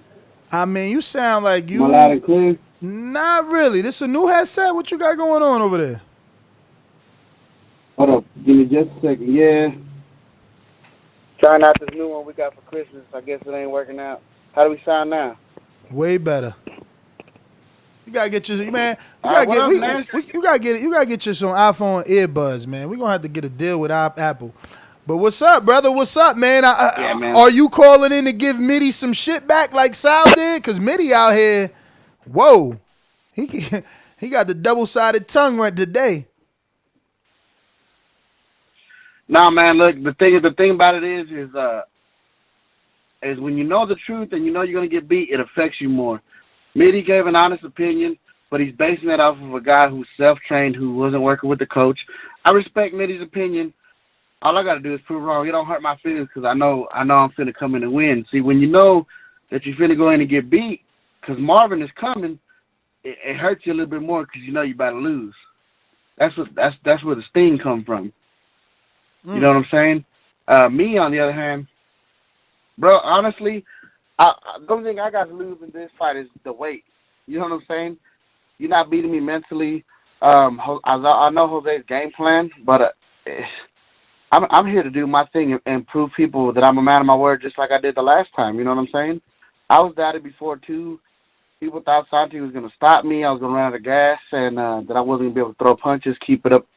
During the fight, they were telling Santiago I couldn't keep on my pace for 3 rounds, and I did. When I say something, man, I plan on doing it, and I plan on surprising everybody, put it on a good performance, and sending Jose into retirement, man. You know, he missed the spotlight, and I think he thought this was the easy way to get back to it, but, you know, here we are. So what about what Midi's saying that this is no different than Enrique, no different than Cruz, and those guys were more skilled and athletic than you are, and that you need to be set to throw punches? Again, that guy that he said, Midi seen, you're absolutely right. They need to be set. This is and like I said before, that's the worst SuperMEX you're ever going to see. Me now, I'm working with the coach. Like I said, I'm not going to show 10,000 miles of improvement right away, but I think you're going to see a big difference. And look, Eric is way more skilled. Enrique probably more athletic, but those guys don't have the will to win, the determination to make whatever needs to happen in order to win happen. My fight with Santiago, I look back at it and I was proud of my performance, but at the end of the day, that was pure willpower. There was no skill. That was no effort. That was just a guy that strapped his balls up and didn't want to lose. You know what I mean? Plain and simple. I think if I could do that fight again, there's a lot I could do better. There's a lot I could improve on, but it is what it is. You know what I mean? We move on. So how do you catch the chicken? But I'm feeling good. Oh, like I said, man, I hired a crackhead to run around. But no, cutting the ring off. My coach got me working cutting the ring off. We're doing excellent sparring. In my gym, there's heavyweights I spar with, but there's a lot of younger 18, 19-year-old amateurs, guys that are getting ready to go pro, that are dual combat athletes. They do MMA and they do boxing. These guys are 160, 170. They're fast. They're making me, not just follow, but they're showing me. When we spar, they're working with me, showing me, okay, this is how you need to cut off. That way I'm not just walking around chasing them. And also how to be patient, because at the end of the day, Jose, he's a very skilled guy. He's got good footwork. So if I get impatient and get frustrated, that's going to throw my own game plan out the window. So, are you because how did you get your coach to change things? I guess I was just trying to find a right way to say that, because the fight was on, then the fight was off. Now the fight is back on, and the excuse you said was, not excuse in a mean way, just like, the reason you said was because your coach didn't want you to take a fight yet. And I think more of it, not only that, Ness, was, okay, for one, I think he needed to see that I was committed to coming to the gym daily. Not one of these guys that signs up and then he's more of a guy that's like, hey, if you're gonna sign up, I need you to be committed. I don't want to waste time if you're not ready. That's a big conversation we had. A lot of guys come in, they're big, they want to lose weight. They come in the first 3 days and they never come back. That's not me. And I told him the same thing. I was like, the same thing like you have said.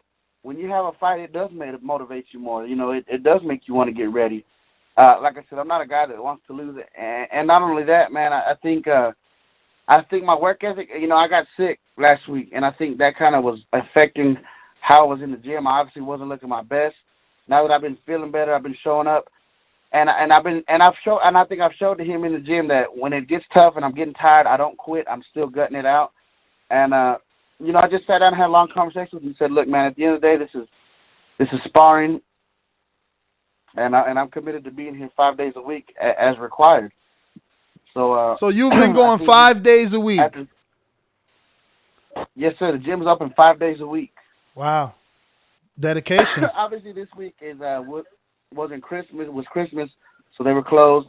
But hey, we got to be there. They do good sparring, and then also, look, man, it's like you said. The only way to lose weight is to actually put the work in, and that's my ultimate goal, still and always, is to lose weight, be healthier for my kids. That's all the motivation I need. So your first weight check was 318. You got sick, and you're going to the gym 5 days a week. You gotta be under 318. Man, I honestly haven't even tipped the scale. I probably can here later. But yeah, I mean, there's no way I'm winning. I mean, like I said, I was very sick. I wasn't eating well, and then being going to the gym. So yeah, I should be getting there. My goal is to be around 275 for the fight. So we just gotta stay consistent. The biggest key to this for me is my diet, man. Is eating properly. If you know anything about Mexicans eat good. We got a lot of tortillas, a lot of breads, a lot of carbs, and so it's always an adjustment. And cutting out I think the hardest thing for me is cutting out sodas, but we're working on it, man. So as far as working out, that's not going to be a problem. It's the staying true to myself and staying true to my diet, holding myself accountable. Well, just know that Jose doesn't have a problem staying away from the soda. And Jose doesn't have to lose weight, and Jose's faster than you. And if you lose, you're going to be the laughingstock. You would have lost to the guy that people think is a cherry, right? Like, I think Jose beat Cruz. I can't say that enough. But how many people are dying to fight Jose because they think he's vulnerable? They think they could get his name. So if you lose to him, man, you're the guy that has a draw to Santiago, who's 0-3. And a loss to Jose, yeah. Yeah, bro. You better throw the soda out, okay?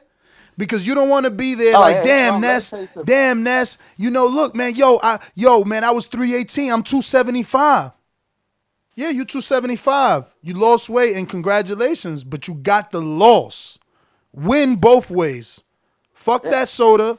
Fuck that beer. You got what? 60 days only. That's nothing. And anyway, listen, have a soda on the weekends.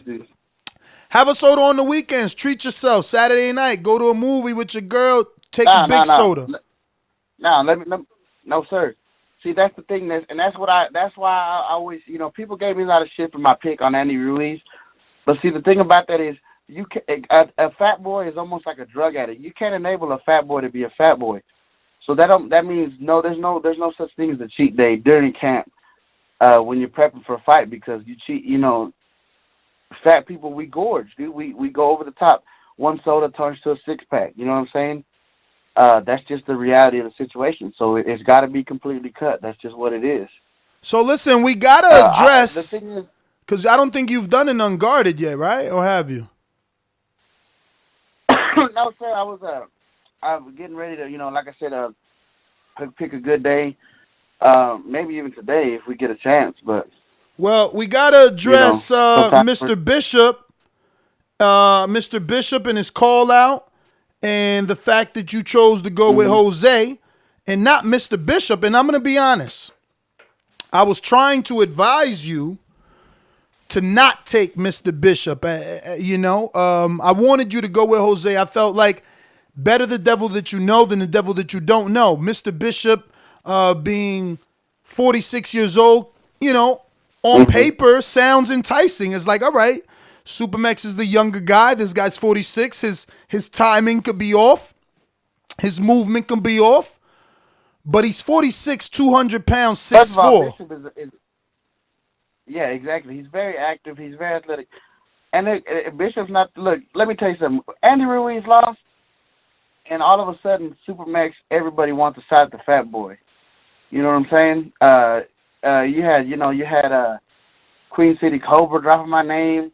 You had Jose. You had all kinds of people calling me out. Queen City Cobra called you out? Everybody was dropping my name. Everybody wants the Willy Wonka ticket. And I'm trying to tell you, I am Ric Flair. I'm the man in this. I'm the star. I'm the one that brings the views. I got the Willy Wonka ticket, and I bless who I want with it. You know what I'm saying?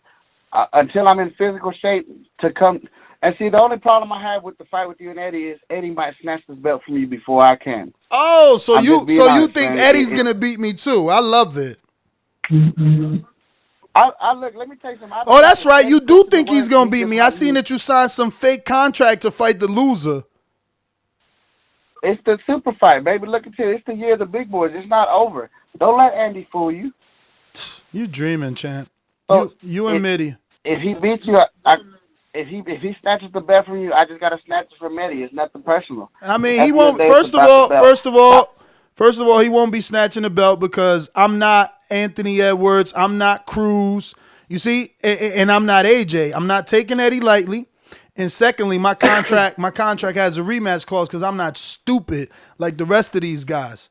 You know what I'm saying? I'm intelligent in the negotiation table and in that ring. And you gotta be next, but at the end of the day, when the time is right, when the time is ready, and I'm physically ready, whoever got the belt, I'm taking it, man. That's just what it is. My ultimate goal is to, when I take that belt from you, after so many defenses, if I can get down to an ideal dream weight, I'm gonna cash that belt in, and whoever's got the belt at 185, I'm coming to take that one too. In a perfect world, that's where I could get you at a healthy weight and look a lot better. Doggy, don't get carried away, man. Don't get carried away. Worry about Jose before you worry about me putting you in the box, man. Jose is catching a chicken. Show that you can catch the chicken before you start talking about the king. The king's on the line right now. Like I said, I got the Willy Wonka ticket. Everybody wants. I thought you was the biggest fight. I didn't know you was the king too. Last I checked, I got the most defenses of any champion. Last I checked, I got the most defenses of any champion active in Border Wars. And I respect it, man. Look, I respect you and Jose. You guys are pioneers, man. You started this thing, and it's all great, man. But, the changing of the guard is coming soon. It might come sooner than people think, man. For Jose, his retirement is coming. And I think Eddie's going to surprise a lot of people, man. Yo, look at Southside talking about we doing rematches and everything. Southside, if you got a voluntary and a mandatory, why won't you get a rematch? But again, that's up to you and your manager, whoever claims to be your manager, to write that in the contract. Yes, if you write out a contract with no rematch for a title, then that's kind of your fault. That was never said. SuperMEX. Gonna get to some other people. We're gonna go out to the man that you claim called you out. You claim wanted to try and receive a Willy Wonka ticket in the mail. None other than Queen City's own, the Cobra, Anthony Edwards. What it do? What up? I mean, that's funny. You ain't calling me out seriously. I don't want to beat up on SuperMEX, you know what I'm saying? But yeah, I hopped on a little bit late. I think what happened with the T Street shit? I hopped on when MIDI was I mean, the whole gist, the whole gist with the T Street and the other YouTubers is that I've been getting messages from everybody. They've been sending me videos. Obviously, T Street has talked about, not facing Fred. Fred has done videos wanting to face T Street and any other YouTube channel at Border Wars. Casual Boxing Talk made a video talking about wanting to fight Fred from Barbershop Conversations at Border Wars. So I did a show addressing it because people keep asking me, is it real? Is it happening? I don't know is this happening. All I'm saying is that the doors are open. We're willing to promote it. We'll put it on the card. We have no issues having that fight on our card. We can handle it if they want to, but neither men have contacted us. So we have nothing to do with whatever is going on. I'm just trying to clear the air because everybody thinks because they're making videos that they're on the card. They're not on the card as of yet, but my number is open. They can call me. I sent the message to Fred. If they want it, we can get it done. As far as T Street, I know he's not gonna fight Fred because T Street is 6'5", 220. Fred is 5'5". We at Border Wars really? want to, we at Border Wars want to keep a certain. Well, I mean, T Street said he's 5'5". I don't know, man. I hope he wasn't lying. But I met Fred. He's not. I mean, I'm taller than everybody, right? So it's kind of hard to figure it out. But as far as T Street, yeah, he doesn't want to fight because we don't want to have a fight out of the weight class. But now, casual boxing talking, Fred, that's a fight that we could do. Shit, get it popping there. But some people, these boys, they be saying they gonna come here and do this, do that. They don't be serious, man. Because we in the 7th season, he could have been did that shit. He was talking about that shit over a year ago. You know what I'm saying? So we'll believe you when we see your people. You feel me? But still no fight. I guess I'm about to go in there. I mean, MIDI said you could have a fight. MIDI said you could have a fight. He said you ducking him. Oh, me and Mitty gonna go whether it's official or not. Me and Mitty got round. I owe Mitty rounds. He owed me rounds. So we go. Oh, so you trying to spar? You ain't trying to get in official laws. Nah, cause I'm rusty right now. I've been on the couch. But yo, Mitty called y'all all on y'all bullshit. I just been on the couch. Nah, I mean, hey, I ain't got no reason to lie. I'm climbing off the couch, man. Ain't no reason to try to pretend like I can go in there and just dominate. I mean, I bet you I could dominating for one round. I can bet you that. But, I ain't going to pretend like I can just do that shit for 3 rounds and keep doing it. Not at the moment, but, hey. But that's what we sparring for, to see what it really is. But, yeah, man, shit. Is anybody else out there? I don't even... Ambrose. Ain't looking like that. Oh, I forgot about him. Yeah. What he... Shit, maybe. But did you say he was like a ringer or some shit? But you a ringer, too. You already got experience. Not to mention the other guy is there. Israel Weber. He's like, 160 to 180. Oh, I never heard of him. Oh, is he new to the chat? He's not in the chat because... Maybe he was new to the chat. He's not in the chat because he got a droid, but his tape is on Patreon. Oh, okay. I'm about to check it out. But I guess, man, I guess I see what's up with one of them. You know what I'm saying? See if I can keep myself busy, get out this motherfucking couch again, and drop some weight. I already dropped a little bit of weight, but God damn, I'm hungry right now. Shit. But what else was I gonna say? So Jose and SuperMEX back on, man. I don't even think SuperMEX should waste his time, man. I really don't think he should, but and that's the truth. We all know Jose because that's exactly what he's gonna do. He's gonna gloat, talking about he the best ever and all this. I'm a firm believer. Put your feet to the fire. Don't be talking that talk, man. Like I don't believe it.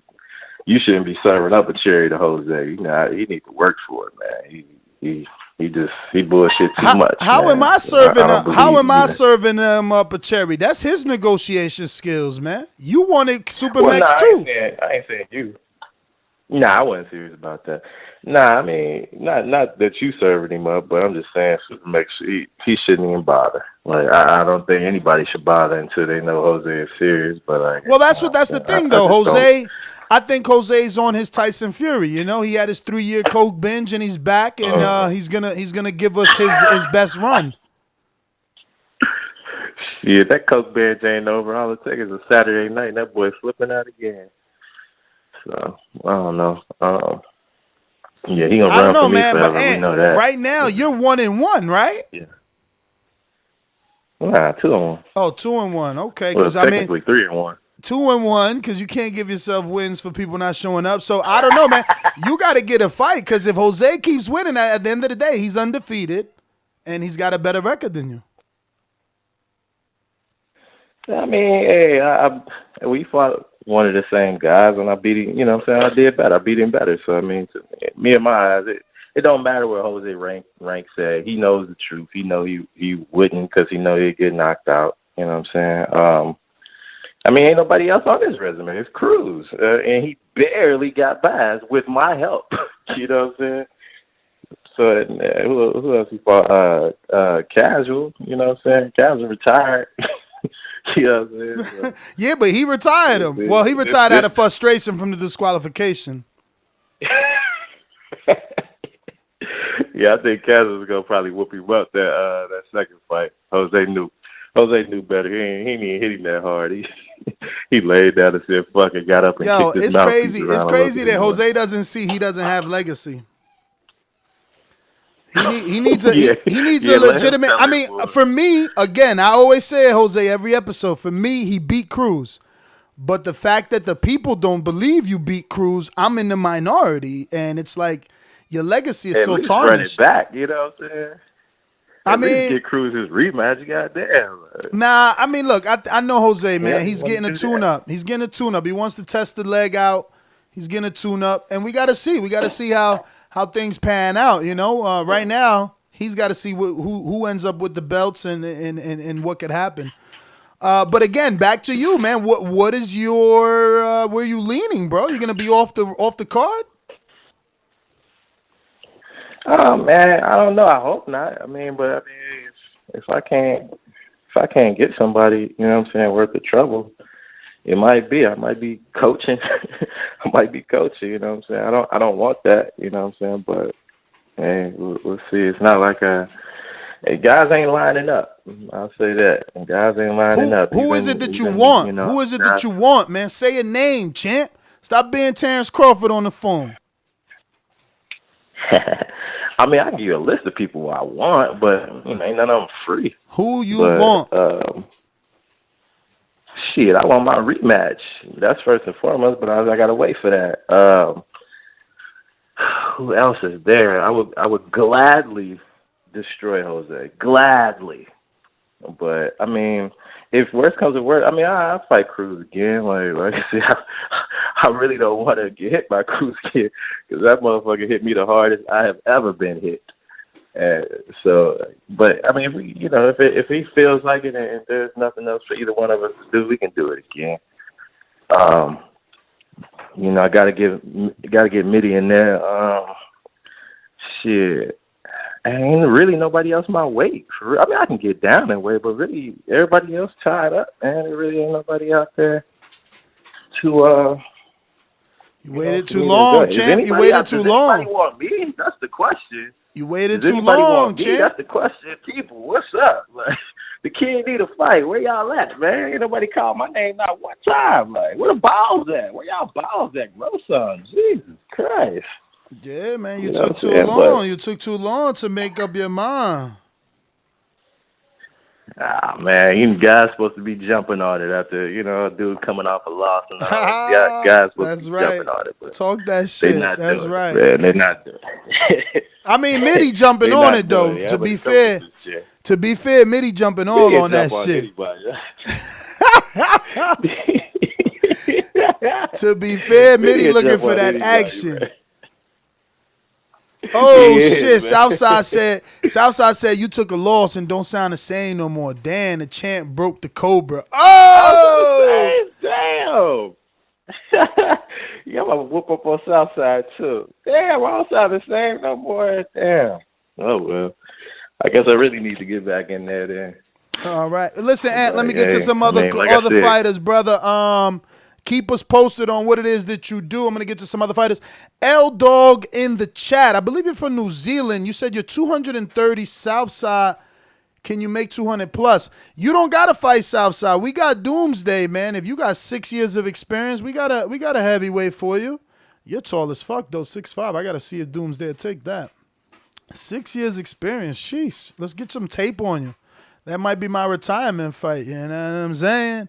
Let's go out to Jose in Canada. Popping all this champagne, popping all this rosé, getting money like Jose, chain code Norway. Shorty want that foreplay. I'm like, no way. Gotta rock like Coldplay, killing it. OJ, getting cheese like Green Bay. Call me Aaron Rodgers. Hopped out that Dodger, dodging them coppers. My boy got them choppers. Yo. Morning, Nestor. What's up? Good morning, Ness. What's going on? What up? all the listeners out there. Yo, man, it's fun, man. I love these shows. They're so entertaining, man. First of all, let me address this right off the bat. Right off the bat, Sal, you're gonna get your ass kicked, like for real. I'm just telling you, there's no way. It's impossible that Sal's gonna be able to fight Marvin and not get beat up badly. That's the way I see it. If Sal legitimately wins, oh my God, I will be the most surprised person ever. But then again, you know, the sun does shine on a dog's ass. Look at Southside Duce. He did pull off a miracle upset as well. So that bum won. So who knows? Who knows? You never quite know with Border Wars. That's the truth. Yo, man, going to Tex-Mex. Yo, what's okay, up with you? What's up made it with you? official. What's up with you with calling fighters bums? I mean, legitimate fighters don't call each other bums because they get in the ring and they understand what it is to climb between them ropes. Why do you call a champion in Southside Duce a bum, bro? He beat your guy. You should at least give him some respect so that your guys get some respect. No respect for that guy. No respect for that guy ever for that bum until he fucking fights you. You know, until he fights he said you. He'd fight me at 175, 185. I've issued challenges to him, and he's ducked me, man. So once Southside fights me, he can prove to me he's not a bum. Until then, I'll call him a bum. You know, and speaking of bums, all these guys are bums, man. None of these guys are at my levels, man. You hear it all the time, man. All the best boxers always calling each other bums. I never heard a boxer call someone a bum. It's something else for a guy that's never fought, like WhiteBoy John or that other kid from Florida, to be calling people bums because they've never fought. So they can't speak to it. I can. I've been in there, man. I've exposed the world's most dangerous fighter in Border Wars and beaten him easily, right? So that's why I can do it and I can say it. You know, as per your, you know, I don't even know where to address some of the things you've spoken of before. It is what it is. It's all good. Hopefully you've told everyone that you're coming down to Canada already. Flight's been bought. You know, we have everything ready for you. So, you know, everyone's going to come to the gym. And, you know, everyone's excited, man. Everyone wants to get in the ring with you, you know, spar with you. And it'll be nice, man, to see, you know, what kind of level you find here in Canada, right? So you can decide for yourself if you think it's an ideal spot to bring Border Wars to. You know, Tex-Mex took the challenge, but you've got to, as a boxing fan and having been around the sport so long now, you have to admit the battle's already been lost for him, man. The mental battle. His coach doesn't even want him to fight. You know, and that just speaks to how low level his coach is. For his coach to be recommending him not to fight a sparring match, it just shows his coach is totally not in sync with reality, man. And that's the guy I want to coach in my opponent, man. So not only am I calling out Tex-Mex for being bad, but I'm calling his coach out too, man. So, you know, it's just, he just doesn't have what it takes. So unfortunately, man, I'm gonna serve up that Tex-Mex and just take him out, man. So that'll be easy.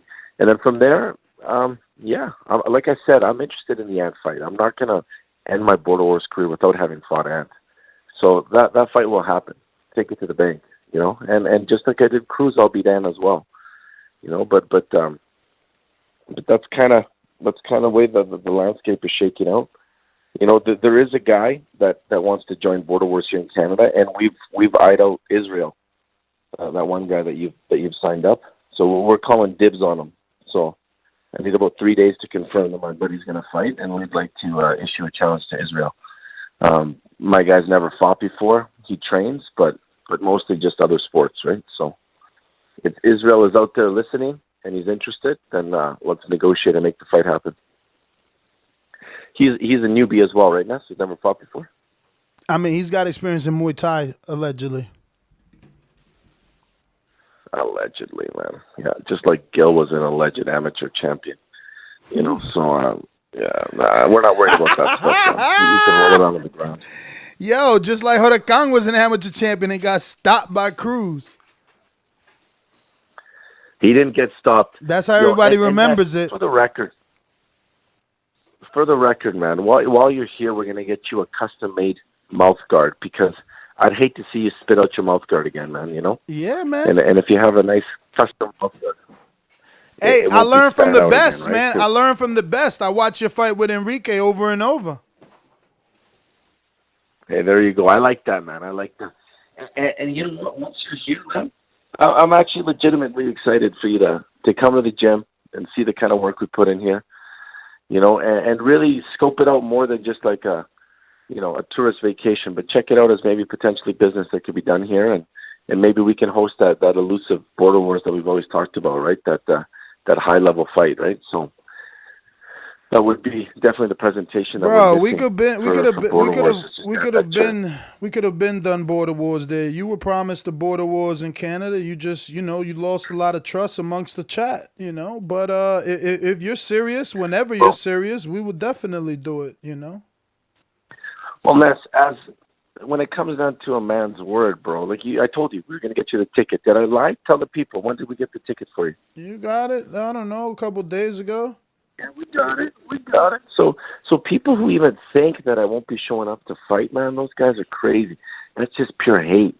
That's Ant just jealous, man. Just jealous that right now, and I'm sorry to say this because he's actually a nice guy, man. You take away his fake, boring bravado that he has, that smooth voice that just puts you to sleep.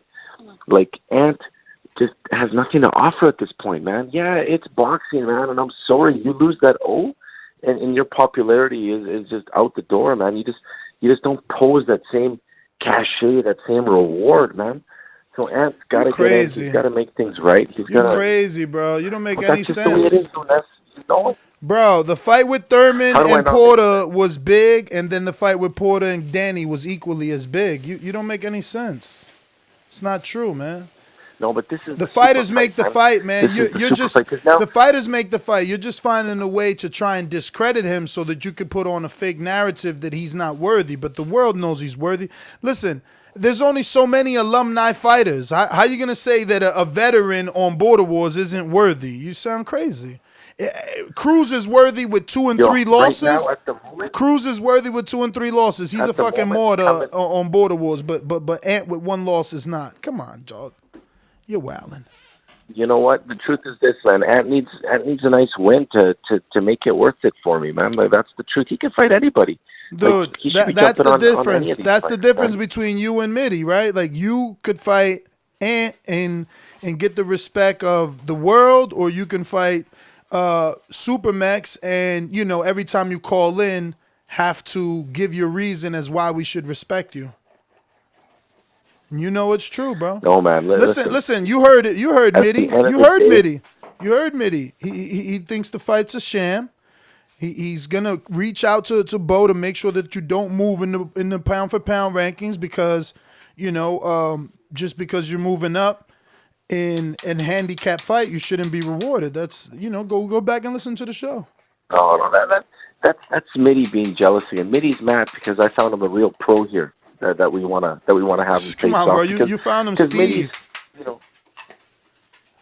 You know what? MIDI is like playing chess against checker champions. You got to recognize the fact that he's a little bit more advanced and more experienced, and of course he's going to be talking and all that shit. But at the end of the day, man, MIDI with somebody to an equal level of him, he'll get exposed, man, easily. So let's get something straight here. I'm telling you, I could bring down a guy. Let's get something straight here. What weight is this fight? Are you coming in at 200 or are you allowed to come in under 200? Because it wouldn't be a heavyweight fight. The rules at 200 pounds. No, I'm fighting them at 200 pounds. Oh, okay. Yeah, I'm gonna have a big meal before, but I mean, I'm already training for Tex-Mex, man. I'm eating pizza, having French fries, drinking pop, the truth is this, man. Honestly, like, Tex-Mex, he's a good guy. He's a family man. Like, I'm not gonna hurt him, but I'm gonna hurt his pride. That's about it, man. But I'm gonna beat him easy. He won't even touch me, and I'm just gonna show everybody the same thing, man. I'm capable of picking. Well, you're only saying what MIDI is saying. MIDI is saying that it's a sham fight because SuperMEX needs to be planted to find you, and you're just gonna move. He's like, you moved well versus Eric and Enrique. Why wouldn't you move well versus this guy who's overweight? But that's the way I see everybody, man. I see everybody right now that I fight as a cherry, man. I just wouldn't fight anybody that I know can beat me. It's just that simple. There's, like I said, outside of MIDI and Doomy, like, I don't think anybody else is dominant. I just don't see it. But you won't fight any of the dominant fighters, though. There's dominant fighters out there in your division that the public considers dominant, and you won't fight them. I wanted I wanted a 3-man tournament, me, Cruz, and Anthony. And all Anthony does when he comes in and talks is, oh, who's he, a liar? Who's he, won't sign up? Because the kid's so boring. He doesn't bring anything else to the table. If he would have been smart, he would have been like, all right, what the fuck does this guy want? Let's get this done. He's just not a showman. Like, the guy's just boring, so he doesn't get it, you know? He's just more worried about repeating his lame-ass joke time and time again than he is of making business. You know, and there's no business to be made with people that aren't willing to shake a hand on it and move forward. You know, and that's him. Who are you talking about? He's more caught up in trying to get the last of the cheap seats. You know, and I told you, I wanted the 3-man tournament. I wanted to create history. I wanted a 175 belt, me, Cruz, and Ant. You know? Yeah, that was never going to get approved. It It was never going to get approved, though. Why wouldn't it get approved? Because we're never going to do same-day tournament. You know, that's going to have to go through a committee and get approved. We've never done that. We weren't going to approve a same-day tournament just to satisfy your ego. I thought it would have been fine, man. It happens all the time, man. We've never done it. We've never done it. So you can't say it happens all the time. We've never done it, but it would have been something to discuss at least. Anyway, the point is, from there, something could have come out. I told him as well. I was like, you know, be a gentleman and let's make this shit happen, you know. And he refused to. You know, he didn't want to. So I mean, at the end of the day, Ant's just not all there, man. Like, he talks the talk, but if it comes to walking it out, he'll just find a reason to not make it happen, man. To me, Cruz and Anthony are the same guy. You know, like I said, one's a little faster, one's a little stronger. So what? They're both beatable. They're both easily beatable. You know, it's just unfortunate that Marvin honestly, took away bro, the none of shine. that matters because, like, no one believes you. Like, until you get a win on that level, you know, I'm the only one that believes you beat Ant. I already won on that level. This is a guy who's just saying himself how hard Cruz hits this and that. And I took Cruz. You know, it's done. Like, Ant and Cruz are the same guy, pretty much. You know? It just, there's nothing extraordinary about either of them. And like I said, Ant will get it, man. He'll get it. It's fine. Right now, it's just time for me to shine. MIDI can go and complain. Like, look how far this is going, man. This is how deep the hate is. MIDI's going to go talk to Bo and try to campaign and try to lobby, you know, Bo and Bama to discredit the fight. That's just pure jealousy, man. Because even though MIDI fights under the lights and he's had a semi-pro fights, he's boring, man. I've read the threads on his Facebook. I actually read it, man. I read every single comment that weren't his friends are like, oh, dude, that was boring. That was boring. Come on, you can do better. That's just the way it is. No one's impressed with him. No one's impressed. They even go as far as saying he's like the most boring guy on the card. You know, and that's not me. That's the comments. Look him up yourself. And I had a chuckle. Like, you know, MIDI's my friend and stuff, but you know, it's true. He's boring, man. Brings nothing to the table. You know, he brings no excitement at all whatsoever, man. Now he's trying to, like, be this bad guy and trying to steal my persona. It doesn't work. It's just too fake. So MIDI, you know, watch that mouth, son, because I'll bring down a Canadian and he'll wash it out with his fucking fist, you know, and that'll just happen. So like I said, man, just a bunch of followers, a bunch of wannabes. They all want to be me, and nobody can, because at the end of the day, there's really only one bad guy in Border Wars, man, and that's me. Everyone else is just a faker. So, Ness, excited to have you here, man. But what makes you a bad guy? Because don't you got to beat a bad guy to be a bad guy? I already beat a bad guy, man. I'll beat them all. Like I said, my career still has so many years left, man. I'm going to be fighting till like I'm 45, 46. What's the rush, man? I'm going to get everybody in. Everybody. You know, there's not one guy that if they don't pose a threat or if they don't seem somewhat entertaining to me and I can just chop their heads off and put them on my chain, you know, I'll take them all, man. I'm here to stay, bro. I'm not going anywhere. Retirement is not on my mind, man, at all. You know, I'm still the lineal champion of Border Wars. You know, if you're not getting in intriguing fights, you know. Hey, man. Because the truth is you went from a unified champion, you know, to a sold out Texas crowd to having to cancel your next fight in Vegas. Like, you were supposed to fight under the bright lights in Vegas and they had to cancel your show because you didn't get enough signups. So, I mean, you need some fans. You can talk yourself. You can talk yourself into the history books if you want, but you need some fans. That's on the promoters, man. That's on the promoters. At the end of the day, everyone still speaks my name because everybody wants to beat me, man. And everybody wants to beat me because they want to take what I have. And you can look at the fake politics behind border wars. You can look at the fact that the belt was stripped with no proper committee, with no Patreon on it. You can look at all that shit, man. And I don't really want to talk about it. What? It Rewind that. Anymore, man. Rewind that last sentence. What? Yeah. What? The fake politics of border wars, man. The belt's being stripped with no proper committee voting on it, with no the whole discussions chat being made. With no the whole chat voted on that, man. What are you talking about? Yeah, the chat. That's again. Right now, we could vote the chat right now. If the chat is the committee. Listen to me. The chat is the committee. You and I both know. You and I both know the chat is the committee. They are the core. They are the core of border wars. No. Yeah. No, that's not right. You know, the true committee is actually non-biased, impartial, right? That's what a committee is, Ness. And at the end of the day, if you put a vote on the chat, hey, would we allow, this guy next door to just come and swing by and kick Jose in the balls? Everyone's going to vote yes, because they all want to see me hurt. They all want to see me lose, because they're jealous that they don't have the ability to create what I have, man. They just can't do it because they're boring. That's what it is. They're boring and they don't even have the skills to match it up. The only guy in the whole fucking chat that's at my level and I actually respect as an opponent and I actually think is fucking good is Marvin. Everyone else is junk. But like I said, it's hate, just the way it is.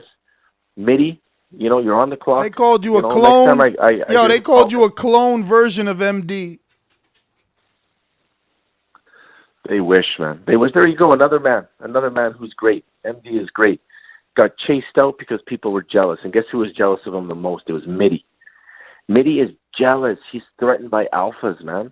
Because MIDI is just a beta. That's all he is. He's a beta, And he gets jealous when somebody comes on the air, has a strong opinion, is able to move the needle because he can't. He's all boring. right, Jose. Your reign's over, man. Thanks for calling in. Make sure you show up to the fight. Let me get out to 46-year-old heavyweight Bishop. Hasn't got a fight yet. Looking for that novice that wants to pop his cherry with him. We need a fighter in the heavyweight division in and around his age to go ahead and get in there with this young man and have him test his skills and grit. Bishop, what it do? Yo, man, it's going very good, Ness. The other day in the mail, I just got my new workout buddy, and his name is Tito. I seen the pictures. Yeah, man. So now I'm actually getting to try to, throw those punches that I like to see, when we watch the good fights. You know what I'm saying? Now I'm just trying to, feel my way around it. Okay, so good news, though. Today, I'm going to send you some footage. Nice. Okay? And yo, I got an idea. Okay? I remember you threw out a couple names to me the last time me and you were talking on here. Okay? And I think one of those names you said was Chris Vega. Am I correct? Well, you're gonna have to get low for Chris if he's still available. He's like 175. Oh, yeah, that's 25 pounds, man. Yeah, there's Israel Weber is 200, but he wants to get down. He say he want to fight like at 180. So maybe if you talk to him on Patreon, maybe you and him can agree at a 200-pound fight. He's around 38. Still way younger than you. Still, what's that, 17? Damn.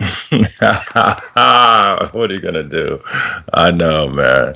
Yo, okay. No, not even 17, right? So he's 38, and you're what? How old are you? 47? 46. Oh, 46. Okay. Well, yeah, man. That's definitely some years. Yeah, man. Okay, so just real quick about all that Tex-Mex fight and all that, you know what I'm saying? Okay, so, I'm trying to campaign in the heavyweight division, right? Okay, so I'm looking at who are the potential participants in the heavyweight division, right? We got a lot of heavyweights right now that are not participating in this particular border wars. You know what I'm saying? So it was slim pickings, right? There was really only a couple of options, right? Okay, so either Tex-Mex or you, but so you were fighting with Eddie. So that just left Mex. You see what I'm saying? So, excuse me. Okay, so what my point is, though, is that I heard him say something about being some kind of Willy Wonka ticket or something like that. Yeah. You know what I'm saying? No, man, it was just basically he was the last option that was there. And also, a Willy Wonka ticket is something that has like massive value. Okay, somebody who has 0 wins right now. We're talking about 0, okay? There's no Willy Wonka ticket. You understand? If there's going to be someone who has a Willy Wonka ticket, that's the champ. That's the one who has the Willy Wonka ticket, not somebody who hasn't won a fight yet. Nah, not to them. Not to them. They're doing it like AJ. They're doing it like AJ. They're looking at the draw. Think that. Yeah, man, they got to think that, though. But it's like, yo, man, I don't see SuperMEX as no Willy Wonka ticket. You know what I'm saying? That's just... like real talk, man. I'm trying to come in here. I'm trying to work my way up. You know that one song, they started from the bottom, now we're here. I'm trying to come up from the bottom, man. So we got another guy. I'm waiting for him to sign up. His name is Morocco Joe. Let me see what we got here with Morocco Joe. That's the thing, man. Some of these dudes don't sign up though. He's 265. He says, I'm about 265 right now. I can get to like 240, but I'm willing to stand and bang if I get put up against someone heavier that can move as well. I got a hard-ass head. He says, where's the age at? Let me see. Yeah, man. I'm down to take on Rocco or Morocco, 30. whoever you said. Morocco Joe is 30, so that's really 17 years younger than you. Well, okay, so what's cool is I'm gonna send my footage in today. Okay, so just have this dude be He said he'll be 31 by fight night, but again, he's got to sign up. He said, I got gloves, headgear, because we do some work in the basement, so he spars in his basement. Man. And then, some kind of little footage. That's why, like, I'm honoring that code, right? No, we'll definitely get you some footage. You know what I'm talking about, though? So that's why, like, today, I'm sending some to you. Today. You see what I mean? So then, obviously, if you're trying to pair me with somebody, I can see what they're looking like, and we can go from there. But, yo, man, I'm down, though. You know what I'm saying? And also, I just want to say this, too, right? Like, it's all good, man. Like, I'm not even tripping off that whole thing with that SuperMEX, though, thing. He's got his fight now with Jose. Man, good for him, man. I hope he gets to lose his weight like he wants to. I hope he has fun with the Jose fight. You know what I mean? Like, yo, man, I want to just participate. I'm going to be honest with you, Bishop. Fun, man. Yeah, man. I advised them not to go your route, though. We got to see. I know, man. We got to see who you are. I want you to know that, though, because I know that's been your stance right out the gate, pretty much. So I'm okay, and I'm so okay with it all, man. I'm ready to. That's why I'm trying to get a fight with someone else. Obviously, I was trying to maybe that Chris Vega dude. What if he could add a little weight?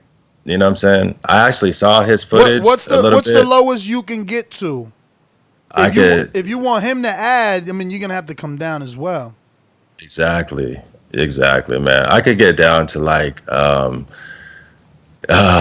pretty lean now. I could get down to a little under 190. So if he could just come up to like he could be at like 185. You know what I'm saying? And you can get to 185? No. But I could probably come down to like 189, 188. He doesn't have to meet me up at 190 or one. You know what I'm saying? Like he could just be at 185. So he would just only have to gain. You know what I'm saying, man? We might could do something with Weber. Weber is around 6 feet. Let me see what Weber is. Hold on. He's around 6 feet. Yeah.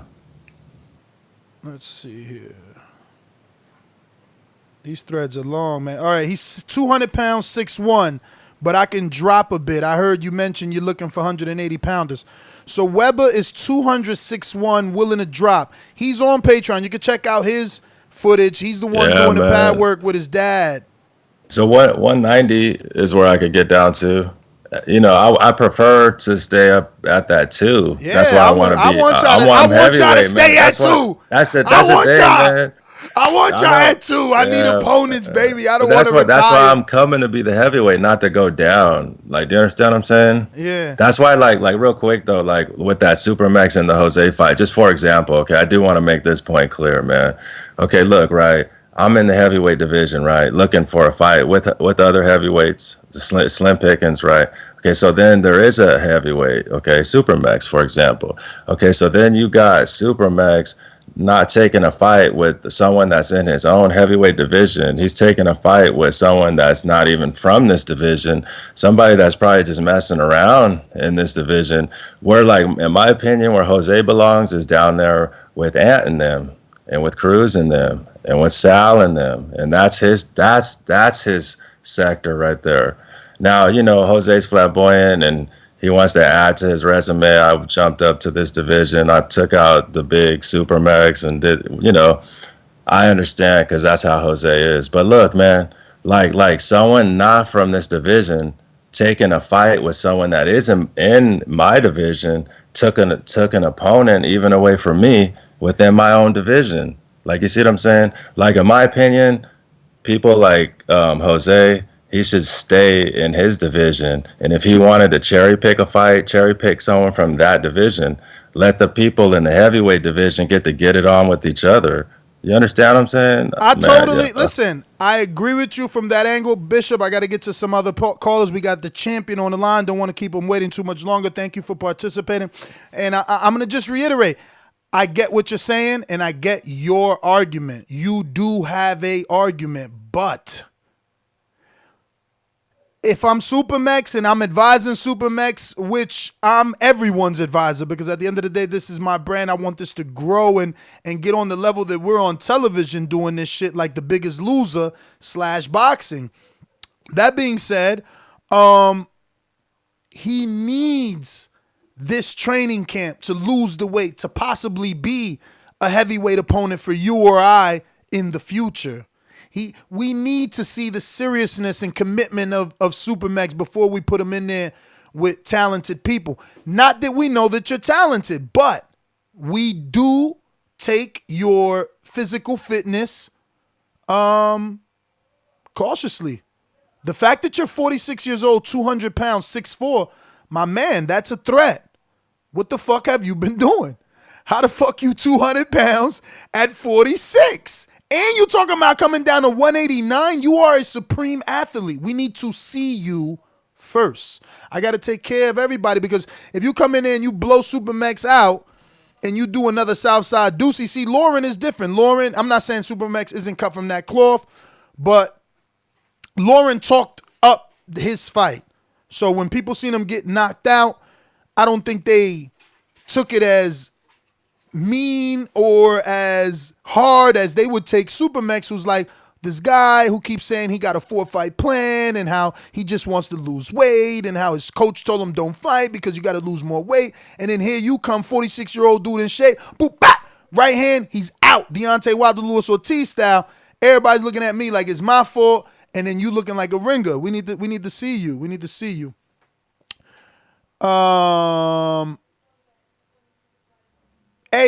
Ring, what is it? What he said? What is his name?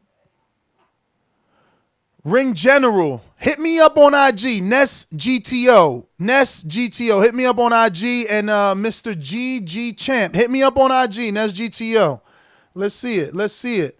Hey, GG Champ. Hit me up on Instagram. Yeah, bro. In the amateurs, you can get away with that.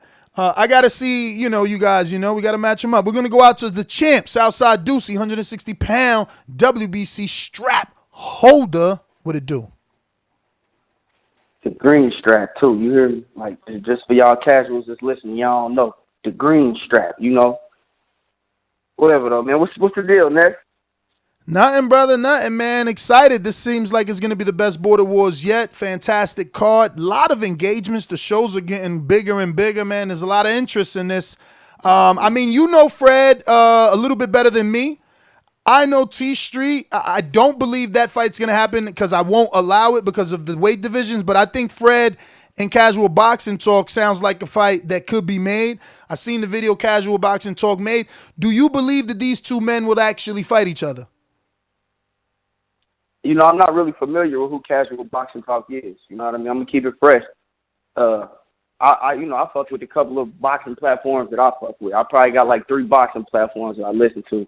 So I'm not familiar with him, but I do know that Fred be about that action. He stay in the gym, you know what I mean? He stay fit. So I'm gonna do my part. So if anybody else from the LDBC in here listening to fuck with this Border War shit, you know, I'm gonna do my part. I'm gonna hit up the big homie. I'm going to let him know. Definitely run the ideal past him and let him know that the opportunity is there. The platform's open. You know what I mean? So, well, I mean, Fred, I seen the video. Fred made a video. I seen it. He called out any other YouTuber on Border Wars in Texas. Yeah, I seen it. Oh, you seen it. So, yeah. So, he wants some action. It's just a matter of, is he going to take the Casual Boxing Talk fight? Because there's obviously some discrepancies in that contract. Fred wants to control the person's channel for a week. I doubt anyone's going to do that. Yeah, nobody going to do that. Nobody going to do that. Yeah. But do that shit, enough about the community. Do we got any stats on the dude? Hold on. Do we got any stats about dude? Like how tall is he? How much he weighs? In the video, no, I don't know any background in terms of if he ever fought or anything like that. And in the video, he doesn't look too tall. It looks like it could be a fight. And like you, I follow Fred on IG and on YouTube. I know he trains every day. It's just a matter of it being in and around the same weight. I know that the T Street fight cannot happen because T Street's 6'5". He like 230. I've always, he's from Philly. I bump into him. That's a heavyweight fight. Fred gonna have to gain a lot of weight to get that fight. That's a big ass dude too, 230, 6'3". That's a big nigga. No, 6'5". He big. Oh, yeah, dude big, man. But yeah, hopefully we can get that shit materialized on Border Wars. You know what I mean? I do like the growth. It's a bunch of new participants coming in the chat every time we do a show, man. So it's definitely starting to cook, bro. It's definitely starting to cook. So let's talk about you, champ. Like you said, you got the green belt, WBC, just like Deontay Wilder. Not only did you get knockouts, but you got the WBC belt. But there is action and smoke coming your way, man. You got MIDI painting a narrative that you don't want that action. You got WhiteBoy saying that you ain't gonna be able to make a defense. And then you calling out Ant, saying his energy don't sound the same. That sounded like a guy you wanted to fight in the past. I mean, what's going on with you? What's up with training? I've been seeing you in the chat, and it sounds like you took a fight, an amateur fight, and you've already been training? Yeah, I really ain't stopped training too much. Well, the last week I really did absolutely nothing because of the holidays and shit. I ate good, you know. I think I'm at like 170 on the knob right now, 169, 170, something like that when I woke up. So, yeah, man, definitely been in the lab. Stay in the lab. I'm not ever leaving out the lab. So if any of you suckers think y'all gonna catch me slipping on an off day, slacking, I'll be ready. I'm about all that action. So let's get to addressing and peeling back this bullshit. MIDI, I don't know what the hell is wrong with my man.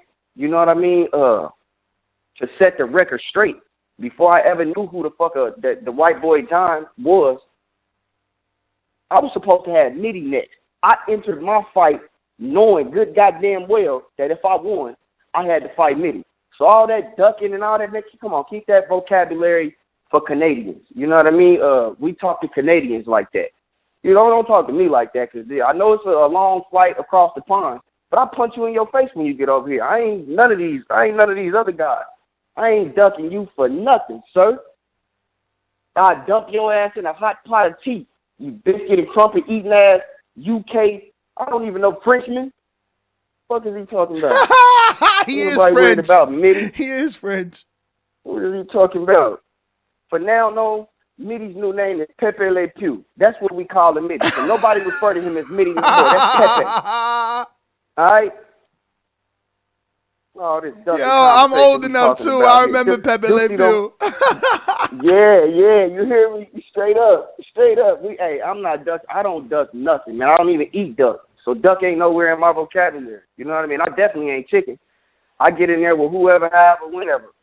Especially fat, overweight Canadians. But that's a whole different conversation. You know what I mean? As far as that one white boy, we gonna lock horns in February now. It's been talks of discrepancy because I ain't paid for the what's the name yet. All right, cool, whatever. I need to remind people that last time I took a fight on 5 weeks' notice and got all of that shit together. And honestly, I wasn't even gonna take the fight for real. But you know, pressure bust pipes and they form diamonds. You can take it however you want to. I put the money on the wood, showed up and did what I needed to do. So all that questioning Duce about what he gonna do, man, y'all can kill that shit too. I mean, my track record speaks for itself. I say I'm gonna be there. Now what you gotta understand is it still gotta be a show to be sold. So if I want to create a narrative and put it out there, see which one of you fish bite on it, that's y'all fault. You know what I mean? Like, just follow the show. Because when Duce on the card, it's a show. That's for damn show. So let me ask you, if you get this win like you plan to, when I get this win, will you petition for a hometown fight, or do you want to continue to travel with Border Wars? Because obviously your next fight will be. I'm on the road. Oh, you on the road? That's dope. I thought you was going to. Listen, not to say that I didn't want to go to Missouri. Because look, we going to Texas because of Marvin, so you're entitled to it if you want it. But obviously, we like to also make it accessible to most fighters. Do it wherever it's centrally located to them. How far is it from Missouri to Dallas for you? Probably right around 8 hours. Probably right around 8 hours. See, my little sister stay in Arlington, and I got another little sister that just moved. One of them little small towns around Dallas somewhere. So it ain't a thing. Like even when we left the last exam, it was talks about Texas. That's why I was like, okay.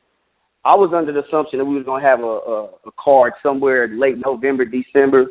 So initially, I was like, I'll skip that one and then do the February card in Texas because it's just easier for me to get there. You know what I mean? I don't got to go through all the hoopla. I got room and board. It's a short drive down the highway, so everything cool. But yeah, as far as I'm on the road, man. And look, this is one of the best things about World of Sport for me anyway. You get to meet new people, link up with new people, and see new cities and environments. You know what I mean? Like when I go out of town, I'll be a complete tourist. So I'll be shaking hands and kissing babies. I love to be out of town. You feel me?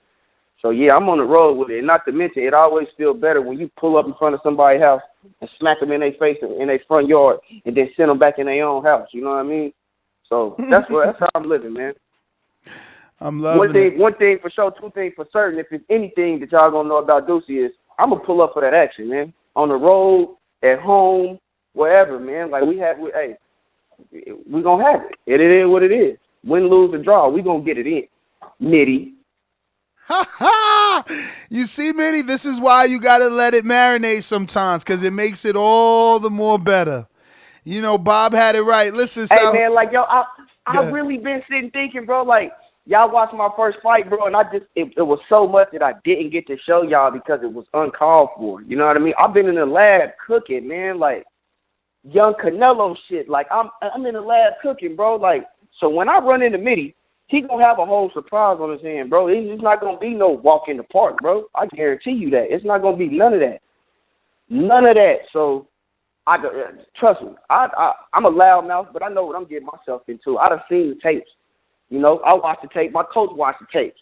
And we all come to the same conclusion. It ain't nothing the nigga ain't already seen, bro. You say what you want to, but when I'm in the lab, I'm in the ring, and it's callers that call up to the show that can vouch for this. I'm in the ring with Olympians. I'm in the ring with pros and amateurs, like people that's turning pro. Like, I'm not worried about your style or your kung fu, your jiu-jitsu, or none of that. Let's get it in. Let's get to it. Because before I had any technical boxing training, I had dogs. So if you ain't gonna leave it all in the ring, then you're gonna lose. And I don't think MIDI's that type of person. See, MIDI too pretty, and it's something that I kind of seen with a lot of these UK guys. You know what I mean? They wear their pants too tight. For one, You feel me? Like they wear their pants too tight, so you can't beat me and you wear your pants too tight, Mitty. Like I seen your sweatpants was hugging your ankles so goddamn tight, your big toes were swelling up, buddy. So you can't beat me like that. You know what I mean? You can't. I don't even. I just looked back in the chat, man. I just seen this one white boy. Man, look, let me talk about him real quick, cause I'm gonna punch MIDI in the mouth when we gonna get these gloves on, and I'm gonna punch MIDI in the mouth. So it is. You be patient, pretty little lady. I'm coming for you. I'm coming for you, MIDI. I'm on the way. Let me take this trash out real quick, and then I'm coming for you. But as far as John, you know, hey John, you don't gotta be scared of me to get your ass beat, boy. Don't be typing in the chat, cuz your date is coming up. You got until February. You got about 8 weeks to do as many push-ups and sit-ups as you can before I punch all the energy out your ass. You understand me? You know, for a long while, probably about 2 weeks, we was all trying to figure out who is this white boy. Like, everybody was confused. Who is this white boy? Who is this white boy? Then he turned around and put, yo, did I see the obsessive shit that this man did? Like, he the only one that got an intro talking about a whole nother nigga for the majority. Like, his whole intro was just Southside Duce. I was in the county. I dreamed of Southside Duce. I was in the county. I was thinking about Southside Duce. I traded my dessert with Southside Duce. Southside Duce bought me an extra pack of noodles when I was in the county. Shut the fuck up. I figured out who this one white boy is. This one white boy is Billy Ho. He Billy Ho from White Man Can't Jump. It ain't a mystery no more. I know who you is, Billy. So for now on, your name is Billy. You can't talk to me unless you can jump and grab this money off the backboard. If you can't do that, go sit your ass on the sideline.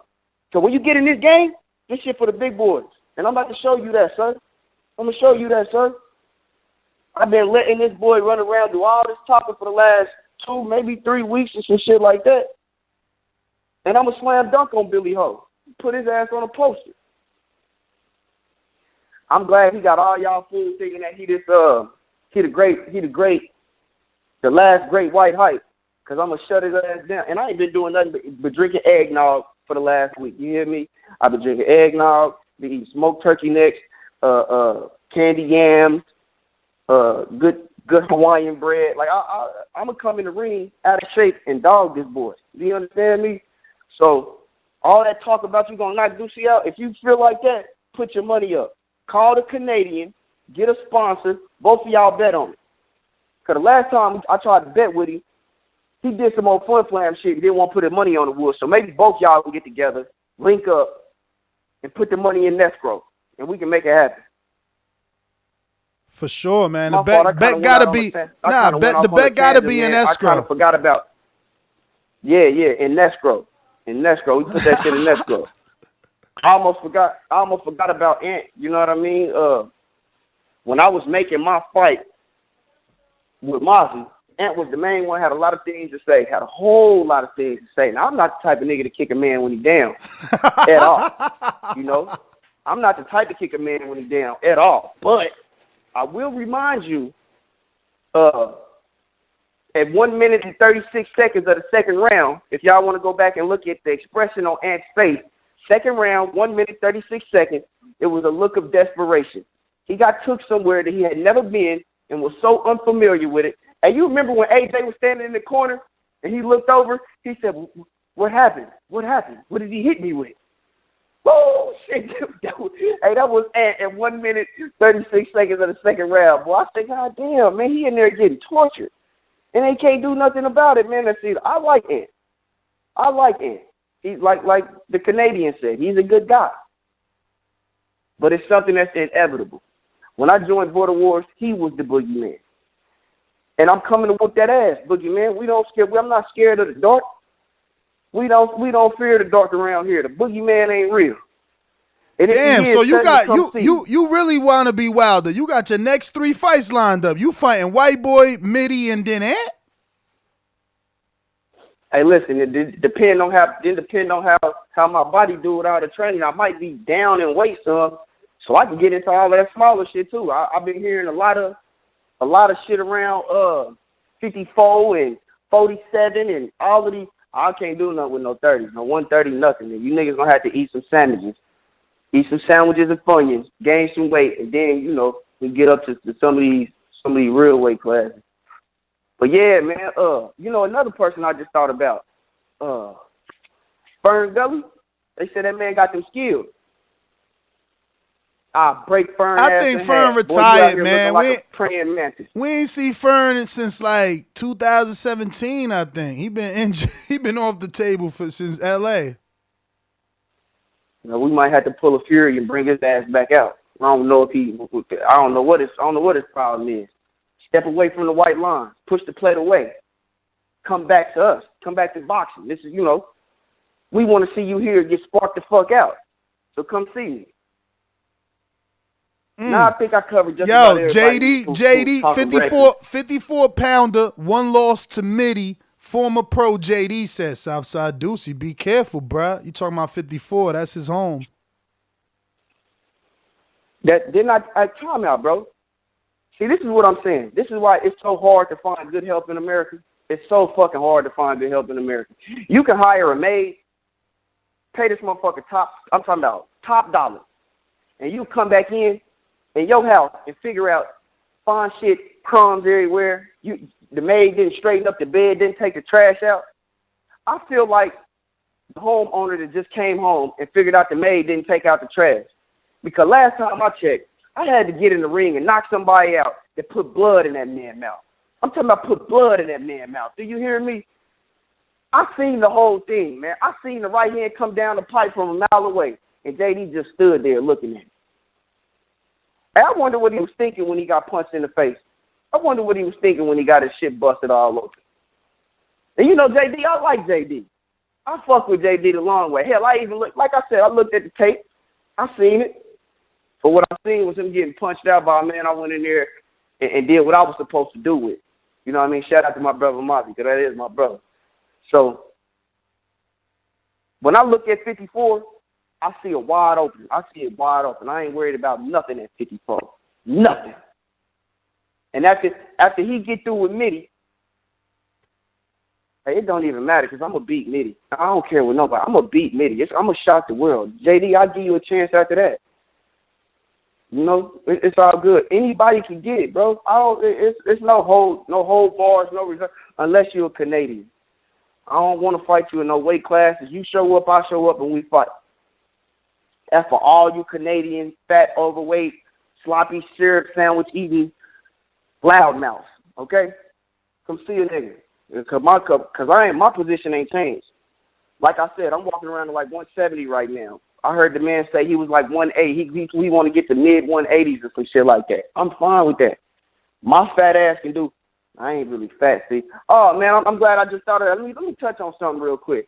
See, the first fight, I lost 25 pounds in 5 weeks, man, and I did it the whole complete wrong way, just trying to make weight. So I lost a lot of muscle definition and muscle tone, but I've been putting my shit back on. You know what I mean? So I'm not gonna be a skinny 160 no more. I mean, y'all gonna see a whole different animal when y'all see me again, bro. Watch. And I'm gonna hurt one of y'all. I'm gonna hurt every one of y'all that doubted Duce. Every last one of y'all. Well, so Duce, it's an open invitation for whoever. If you fall under the sound of my voice, it's an open invitation. Listen, let me get to a couple more fighters, brother. Thank you for calling in and definitely adding some excitement to this show. And representing that WBC belt, becoming our 160-pound champ, and letting us at least look forward to you and MIDI. A lot of open call-outs coming for MIDI after he turned heel, and sometimes that's what you got to do. Sometimes you got to speak your truth to bring some people out. Bring them out. But we're going to get to someone he was speaking directly to. I don't know. I guess you got to watch what you type. JD, motherfucker. There's a lot of things I like to move, so just try to get on my game. I don't know why they gonna call me for trouble. I'm a 54 pounder, but I have a brother that's at 160.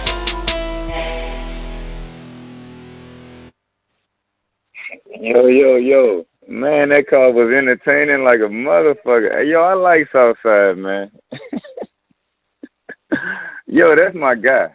You know what I'm saying? That's my guy. But He said something. What did he say? He said like, Bruh, he don't said the matter who it same is. thing I said. You see, he looked at your sparring and laughed. He looked at the right hand and laughed. He looked at the blood and laughed. You need the button. You need to get your shit together, man. You got to change the perception. Oh yeah, I do. I I do. But no, hold on. What did he say about me though? Like, what straight right hand did he see? He talked about the Lawrence I mean, 'cause sparring, I man. The pull up the Lawrence footage, sparring. bro. If he looking at, first of all, bring is he still on the line? Nah, he gone. Damn, because I wanted to ask him a question. I wanted him to speak that, like, you know what I mean, like right now. But he looked at my footage of how I handled Lauren in that little baby footage that you put out. And bro, Lauren didn't land out. He didn't land out one punch on me in that whole thing. So you just started bleeding on your own? No, listen. I saw. Hold on, Ness. You know me, right? So what I did was I asked him secretly, like, did you watch my footage? Because I saw how he was boxing. Yo, he like stole my whole blueprint. Like, what type of shit is that? Yo, that shit is so funny. I secretly asked him. He was like, "Oh, you know I did." That shit is funny. So you talking about Southside watched their footage to steal the blueprint on the game plan versus Lauren? Yo, his whole game plan. Look, he was doing the step back. He was doing the counter thing the whole time. Fuck out of here. He stole my blueprint. Look, I did that on the fly. I came up with that game plan on the fly. But I remember you, like he's saying, you was walking Lauren down in your fight, just like you tried to walk MIDI down. Bro, you can actually play the footage right now. The Lauren footage, can't you? I mean I'm not that it's fast. not hard. Bro, okay, so what I was doing was basically being passive, like extra passive. But Lauren was walking into the straight left. He was walking into everything. Just right there in that little footage you got. That was the first round. But that's what I told MIDI. But that's what I tell MIDI. That, you know, a in shape fighter beats a skill fighter any day. Like if the skill fighter's not in shape and there's an eager, ambitious, you know, in shape fighter, he gonna outwork you, and that's what happened. Well, this is what I want to say to Southside. Like I love that. I love the fact that he'll get in there with anybody. That reminds me of me. You know what I mean? Like, no, bro, you could be like 200 something. I don't care. We gonna get in the ring. That just me, my mentality, everything. But when it comes to that, like, man, Southside, you gotta be careful, bro. You know what I'm saying? Like, look, listen, we about to get in there. Me, Donel, we gonna get in there. We gonna figure out what's going on with that. And that's a good segue, right? We got to get on that. I mean, you got to get the win first, champ. All day. I'm a 140. I'm a 147 bully. I'm throwing it out there. I'm a 147 bully. I don't know what Ndongo was doing, but Ndongo ain't coming with no skill. He just coming. I don't know. Listen. I'll tell you what Ndongo doing. Ndongo gave that boy confidence. Yeah. Okay. Because look, any skill dude can beat Ndongo. To be honest with you. Because literally, if you look at Ndongo, what is he doing? What is he doing in this fight? Is he bringing skill? Hell yeah, he was using that jab, but he was doing. Man, come on, man, yo, worry about your fight with Donel. Bro, is he bringing skill? You don't think that Ndongo was bringing skill? Why you trying to change the subject? No. What skill is he bringing? Bruh, go back and watch that.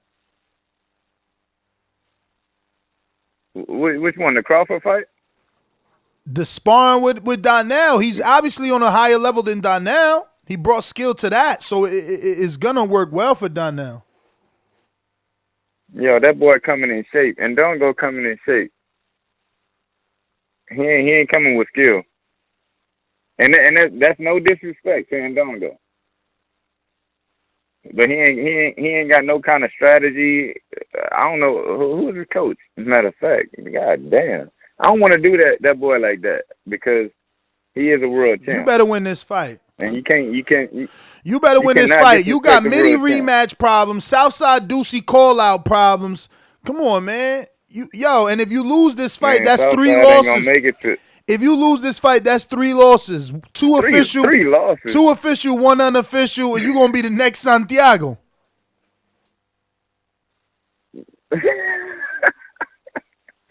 Boy, hey, you funny as shit, dog. Hey, you my guy. I fuck with you, dog. You crazy as shit, dog. Bro, yo, I can't wait to do this unguarded thing. When we gonna set that up? Bro, when are you available? Everybody ducking unguarded, man. And you not in the chat because you got that bum ass droid, man. You would be. I'm telling you, would have way more fun. You need to trade up for at least 30 days, man, so you can see how much fun it is. I'm telling you, look at Bishop. Bishop excited. That shit was trash. Nah, you ain't tried. You ain't joined the chat. I don't ever remember you in that chat. No way. You tried that before. I told you what to do, dog. All you gotta do is do it the Facebook Messenger way. That's all you gotta do. Messenger's so whack. That's a whole nother app, more notification. Yo, I answer all my texts. They'll tell you, bruh. It's like 30 dudes in that motherfucker, and I'm on everything. I see everything. You see, I seen the contract.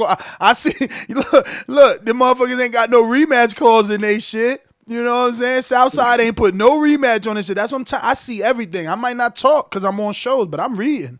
I back read too. Hey, listen, Ness, I'm about to get up out of here, but before I do, man, listen, I'm going to say this right now in front of everybody, like, fuck it. Yo, I appreciate your hard work, my brother. Oh, man, thank you, bro. You hear me? For sure, man. Yo, I'm noticing what you got going on. I'm noticing that. I don't know what you're talking about, but hey, man, I appreciate it. What you mean? What I got going on? Bro, no, I'm talking about like the morning shows, all that, and you know the conversation I had with you in LA. Yo, you came up with this.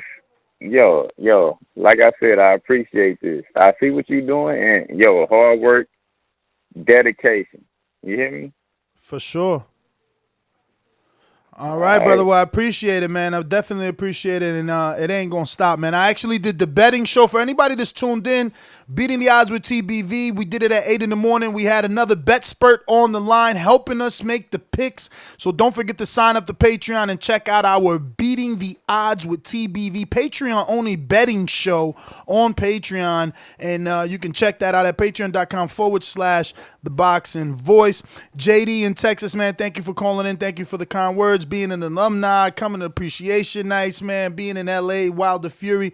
Man, I really wish y'all would have took my advice and we'd have done this one for Wilder Fury. Now it's signed, sealed, and delivered in Vegas, and we're going to be in fucking Texas the next week. You know what I'm saying? Shoot yourself with the metaphorical gun. We're going to go out to some listeners. El gran campeón puertorriqueño,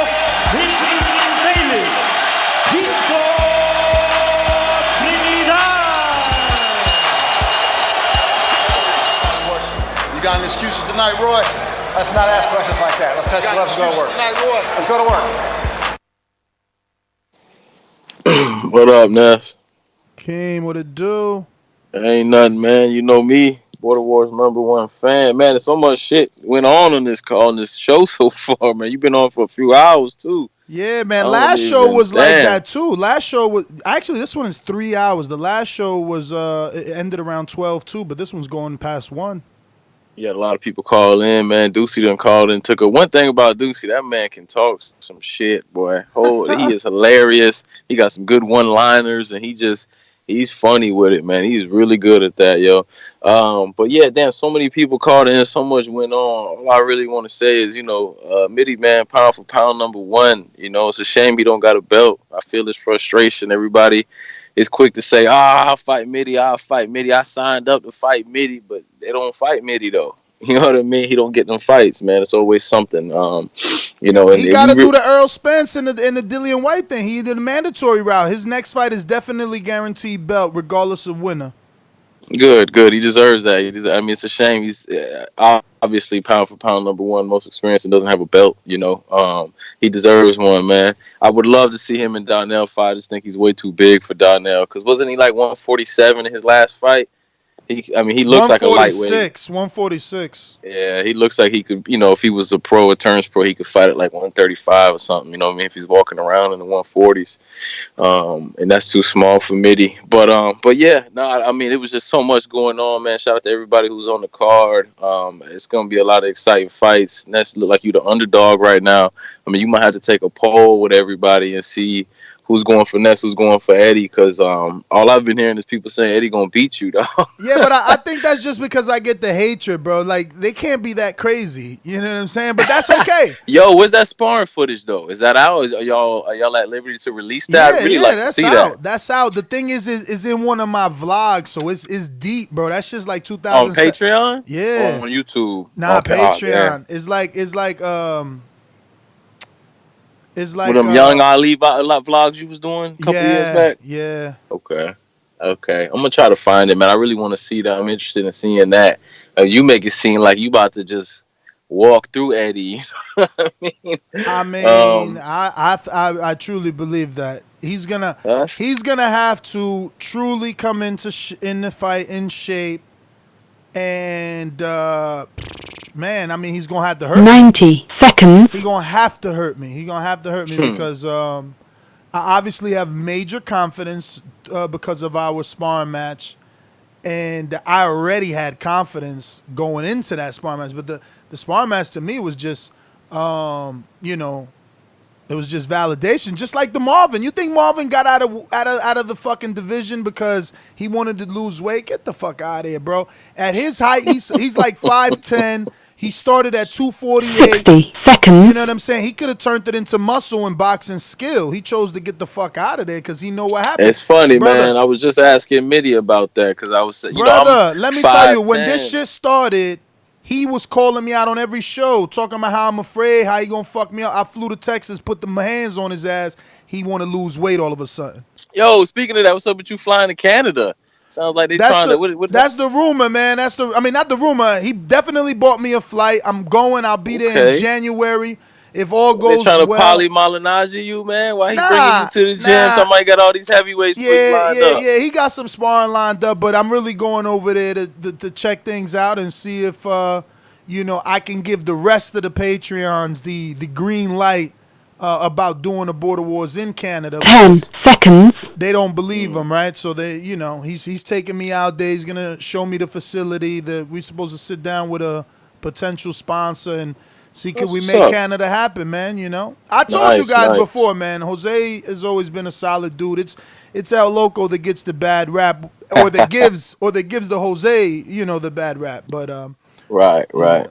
But yeah, no, listen, that's not to say nothing bad about Jose. Jose seems like a stand-up guy and a good businessman. It was just the way he was saying it, I'm like, damn, they trying to set Ness up over there in Canada, man. That's what he wants. That's what he wants.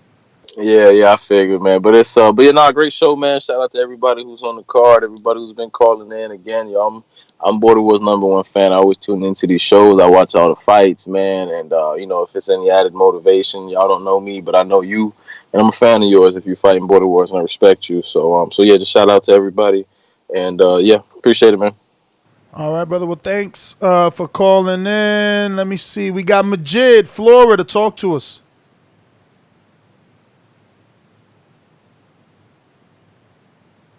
Just listening. We got Stainless, Detroit. Motherfucking murder, mayhem, last words of the stainless. Told you I would kill you, squeeze after I aim it. If you're talking money, then you're speaking my language. Or shut the fuck up in grown folks' conversation. All right, I'm in here. What up, though? You can hear me? Yes, sir. Yeah, sorry, I'm on this blunt too. Shit, man, I'm like King, man. I'll be listening. You know what I'm saying? I used to call in on Blog Talk, but you know what I'm saying? You got me on the Skype shit. I'm always on Skype anyway, so shit, man. I'm with King, man. It sounds like a good show, man. It's just getting me more amped up. You know what I'm saying? I'm happy that the person I was happy to hear from most is actually Jose from Canada, because, you know, he Tyson Fury in this bitch, man. He know how to talk, man. He know how to talk the talk, and he can definitely walk that walk, man. You know what I'm saying? Almost one of the originators of this border war shit. You know what I'm saying? So shouts out to him, man. You know what I'm saying? It's good to see him, to hear him back in here. You know, it'd be good to see him again. And that border wars Canada shit come off, man. I just got my passport, so I'm looking to go out the country. You know what I'm saying? That's why I was asking about that the TBV appreciation in the DR. We trying to do DR, but again, Jose, you know, he got a lot of connections. You know, Jose's on a different tax bracket, so he's trying to lobby a Canadian border wars and also a Bolivian border wars. But the Bolivian one is actually more appealing for the selected few, the Team USA that we choose. A lot of that is going to be, you know, provided. Like, I don't know if it's flight. Definitely hotel, but certain things will be provided. Just like we're going to be doing something with MIDI in the future, that is a minimum of 10 Americans fighting in MIDI's league on white collar. What do you call it? White collar London, white collar boxing London, not league. I always thought the L was for league, but it's white collar boxing London. And he will also be providing at least the hotel, you know, and we'll need 10 Americans for that. So yeah, man. I mean, Border Wars is definitely growing, and hopefully some of these things can happen in 2020. Yeah, I'm happy to see it. You know, I'm always more for the fan appreciation party growth, but I've always, you know, been watching and been supporting this border war shit. You know, I talk to fighters outside of this, man.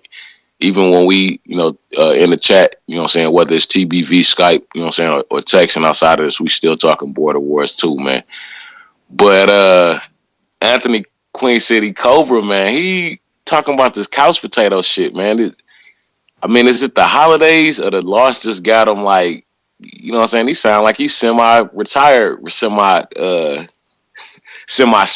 I don't even know what the fuck to call that shit. What's going on with him right now, man? Is he trying to Charlo us where he talking like he, you know what I'm saying, the couch potato now? Or is that what he on for real? I mean, I don't know, man. He's supposed to be fighting, but, you know, he hasn't really pulled the trigger on anything yet. You talking about Ant, right? Yeah, you know, he took the vacation, you know, you know what I'm saying? He I don't know, you know what to call that shit, man. Like he ain't no loser, so I don't know why he acting like one. You know what I'm saying? You know what I'm saying? Like, whether it's boxing or this semi-pro shit, man, a loss don't define you. It's how you come back from that loss. So, you know what I'm saying? Get out there and call out the dark horses. You know what I'm saying? Don't give a fuck. You know what I'm saying? Because we don't give a fuck. I'm a fan of this shit. You know what I'm saying? Just like I'm a fan of pro boxing. So, you know what I'm saying? Get out there and entertain us, nigga. Shit, talking about, well, I think I can get up off the couch. Nigga, you 10 years younger than me, bro. You don't need to be talking like that right now, man. You know what I'm saying? You know what I'm saying? Also one of those who, he been since like Border Wars 2 or Border Wars 3, right? Yeah, and he been around. Yeah, man. And then he did me a disservice by not even taking the fight, you know what I'm saying? And when we was in Texas last time, you know what I'm saying? And I ain't even talked about that because he still put on that performance against Cruz. You know what I'm saying? And now you talking like, well, I can if I can get off the couch, man. What the fuck, man? You supposed to be running this shit. Like, nigga, what the fuck is you talking to these rookies like you still a prospect, nigga? We ain't even heard of you. You know what I'm saying? He's talking to the side, bro. Like, trying to fight SuperMEX and shit. What's going on right there, man? You know, big ups to SuperMEX too, man. Like, you know what I'm saying? You know, I hear what you're doing and I see what you're doing, man. You know what I'm saying? And you getting recognized by me, bro. You know, if you just doing this for your weight loss, you know what I'm saying, you still doing this and then committing to the fight as well, man. So shouts out to you for that, man. You know, hats off. That's all I got, man. And Southside, my bad, because I can't even lead the show without talking about this nigga. That nigga know how to talk that talk. That's all I got, man. Please make sure you push that thumbs up. Share this in every episode of the Boxing Voice podcast. This is TBV for life. And if you ain't on Patreon, that's because you stupid. Shout out to El Camino. Peace. Stainless, brother, thank you for calling in. Let me double check over here. That is everyone. We definitely got someone in Texas, but they haven't pressed 1. I don't know, 214. Did you know you have to press 1 to talk? If you're just listening, it's all good. I'm going to go ahead and cut out. I put the sign-up link numerous times in the chat for anybody that wants to sign up, anybody that wants to make it real. I seen Barbershop Conversations, the real Barbershop Conversations, come in to the chat and say make the fight, but again, you know, I would rather you guys contact me. I can't make the fight without you contacting me. You guys also have to sign up, commit, all that. Nez, give me a fight at cruiserweight, light heavyweight against any American who wants smoke. Listen, champ, we got some people for you, brother. All you got to do is sign up. That's how we're going to get your stats, your statistics. Then we need you to submit video, you know, of you working out. We got to see where you're at, and we could definitely get you all that you want. We're going out to the cable guy or cable. I don't know. Rob, man, I don't know. The name is just not working for me, man. The genius rolls off the tongue a lot better. Yeah, you could call me the genius. I go by the genius. What it do?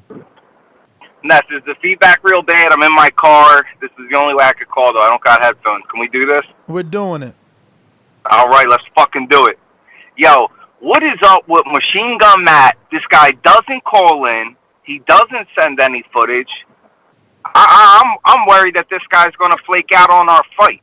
I think he's having a fucking anxiety attack just filming some footage. What the fuck's up? I mean, I think it's mind games. You're the one freaking out. I just want to make sure that this dude shows up to fight and doesn't Mario Munguia me. You know how these Texas boys are. They're low on heart and they're stiff. You know, I feel like I'm dealing with a fucking zombie. I don't know. Hey, man, at least take some confidence or some, you know, take it as a compliment that MIDI has picked you to whitewash him. MIDI's smart, though. He knows boxing. You know, a lot of these dudes, they don't know shit about boxing. So, yo, and so I was preoccupied this morning. Jose and SuperMEX is back on. It is back on. Dude, thumbs down. Thumbs down. Jose, take a tougher fight. Take a tougher fight. That's my opinion. I think Jose should fight Ant. Yeah, he doesn't want that Ant smoke.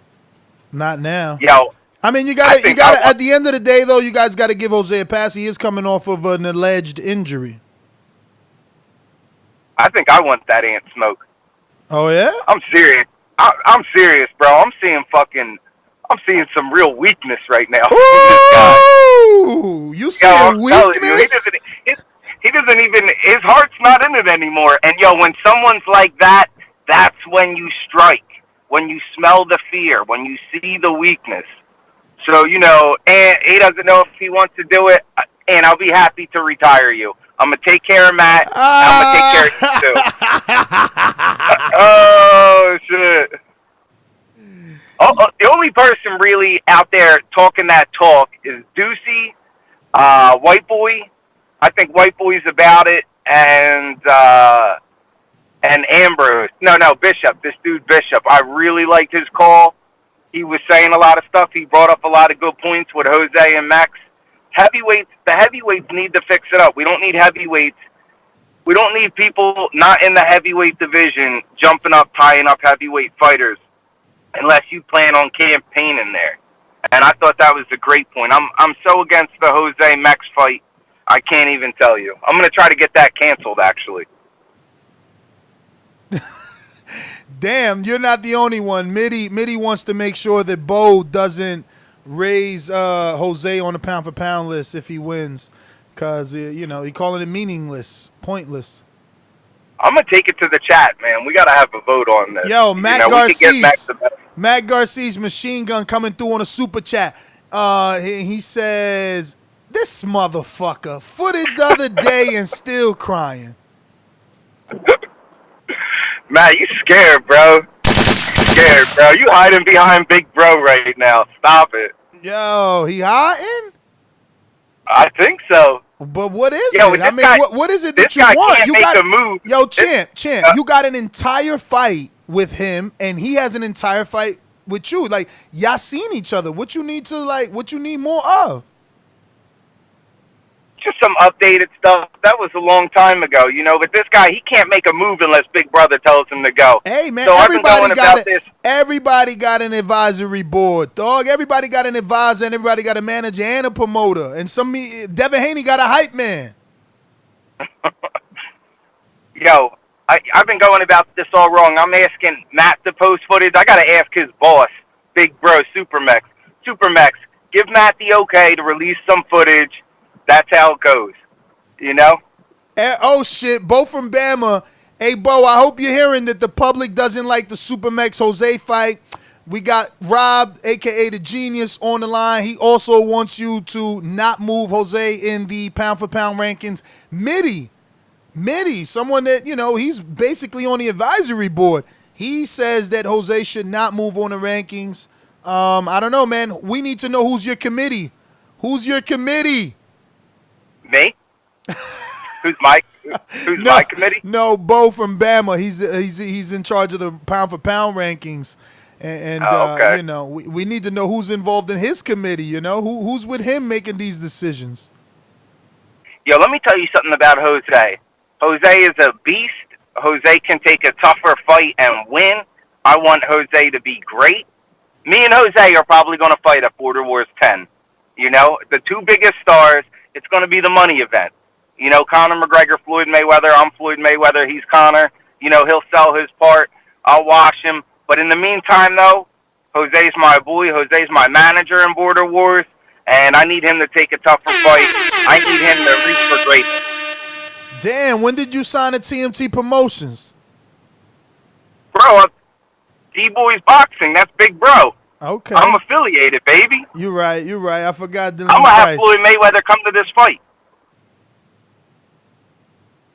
So Floyd will be in the building, baby. You starting training camp the 31st, right? Or after New Year's? Nah, I already started.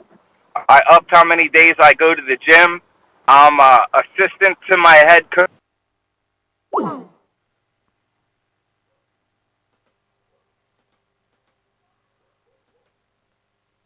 Is in go mode. Yeah, we lost you for a bit. I was removed from the call. What the fuck? My bad. All right, I said I'm assisting my head coach while he trains his son, Dylan Price, for his fight on PBC on the 19th. Our whole gym's in go mode. So I got pros in training camp that I'm a part of, and we're ready, man. I'm working. So did you show anyone the tape of Matt in your gym? Anyone you seek some sort of training advice from based off the tape, or you kept that to yourself? I kept that to myself. That tape is useless. That's not even Matt anymore. Why? Why do you believe that? Because you could tell in that fight, first off, he dropped weight. He's in better shape. And that right there, to your point that you made earlier, a fighter in shape can beat a fighter with technique. So, he's taking it serious. I do believe he's training. I have nothing to go off of because he doesn't speak on any of this shit. But I do believe he's training, and he promised me he's going to be the best Matt. And so I'm expecting a better fighter. So that tape is useless. I've watched that fight like 2 or 3 times. Watching my first fight is useless, So I'm going into the unknown, but I went into the unknown last time and I made the dude bleed, and I'm gonna make Matt bleed. I got to continue that streak. I hear you. I hear you. That's what I'm on. I got to continue my streak. I like that attitude. Listen, what made you change up and go from you were going twice a week? What made you start going more? Was it the fact that me and Sal gave you our schedule? Yeah, I started talking to other Border Wars fighters, and you know, people were just putting that work in. I thought I was putting that work in, but you know, other motherfuckers are doing it. So yo, fuck it, I'm gonna do it the same or harder.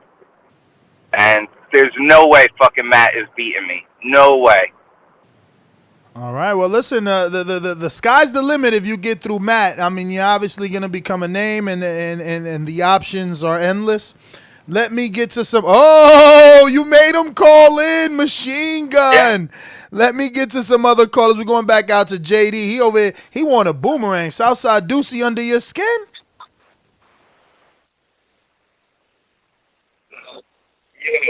Nah, not really. Not really. Can you hear me, Ness? Yep. No, I wanted to talk about the topic. I just saw the on YouTube the topic of discussion, right? Are you asking if Fred should fight T-Street No. Casual Boxing? I've received numerous videos from the three of these men discussing fighting, not fighting, wanting to fight. 2 out of the 3 have discussed wanting to fight on Border Wars. So that's why I'm receiving all these messages. People are asking me, is this real? Are they really fighting?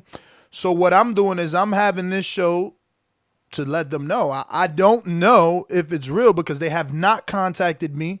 I would love to have this fight on the card. Barbershop did come in the chat. It was the real Barbershop. He said, make the fight. But again, they have to reach out to me. I need both their phone numbers and stuff like that. T-Street's number I have, but T-Street is way too big for Barbershop. You know what I mean? So we're just deading that right there. T-Street is a heavyweight. Yeah, that's what I was going to talk about. Listen, matter of fact, I don't even think T-Street is even interested in fighting. No, he's totally not. Like I said, I seen videos.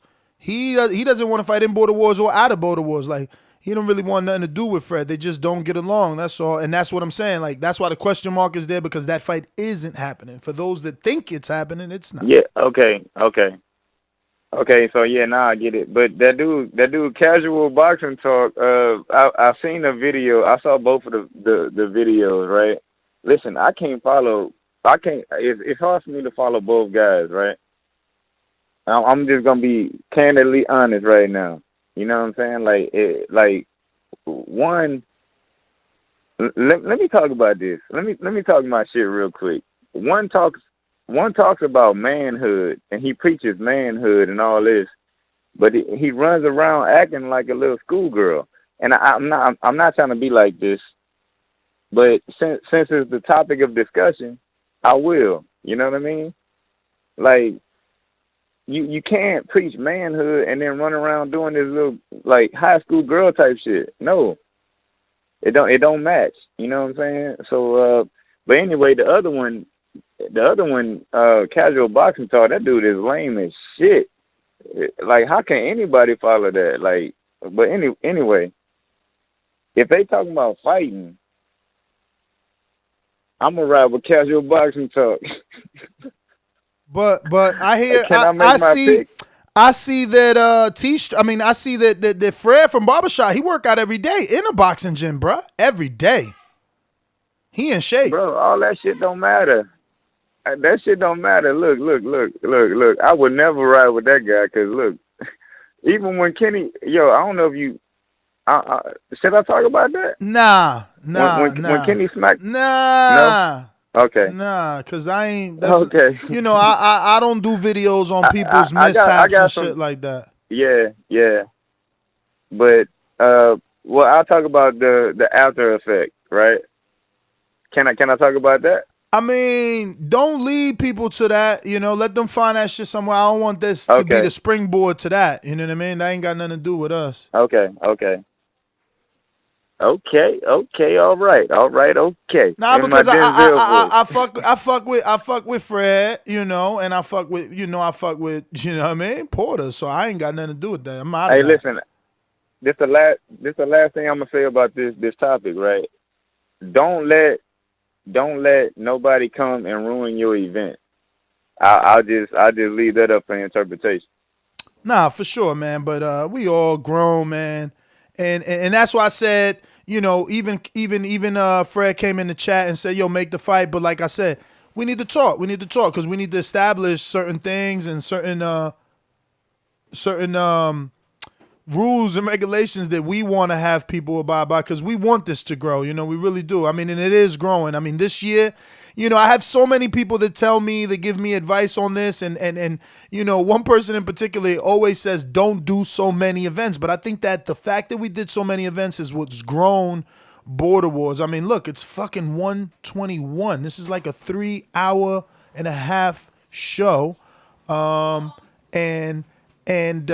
We got the most signups we've ever had, the most fights we've ever had, the most skill we've ever had, and things are really shaping up, man. All we're missing is some good television production or big time sponsorship, to get everybody looking uniformly the same and presentable, kind of just like Middies, man. Our goal is to look like Middies fucking league, and even do it in an event like Middies where you could sit down and have a fucking beer. Can you imagine the money you can make off of selling some liquor? But yeah, what else? Just dreaming out loud. You know how it is. We got to get the machine gun. I forgot about him. Yo, you know how long I've been trying to... I need to fucking piss like a motherfucker. I'm here holding. Boxingvoice.com. You invited him to the ring? Why? Yo le invité a que subiera. Como decimos en México, hay que dejarnos de mamadas. ¡Viva México! And like we say in Mexico, we don't fuck around. Boxingvoice.com. What up, Ness? What up, champ? You in his head, champ. You in Bro, his head. A parent fucking leave, bro. I mean, God, I'm here at work, just chilling, listening to the show, letting time go by, and all I hear is, what the hell's going on with Machine Gun Man? I'm like, motherfucker, I gave you footage the other day. I thought that would help. You know what? Use my super chat money send to it get to him me. some tissues, bro. Something. You need to send me the footage, man. I need to put that on Patreon, man. And Nah. I hate to cut you off. I hate to cut you off really quick, though. Since he brought up Super Chat, yo, fucking hit a brother up with a Super Chat. I hate to even ask, but I mean, 3 hours and a half on Border Wars. Y'all better show me the love. All I got you, bro. No, not you, dog. Not you. You already sent the Super Chat. Go for it. But anyway, like I was saying, I gave him that thinking it would help. Thinking, all right, he's going to be cool. He's going to shut up. No. He's just, so I don't know what I did to him or what I'm doing to him or what he saw.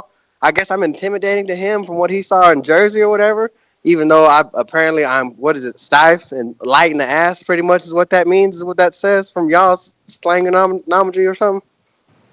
I don't see what the big deal is.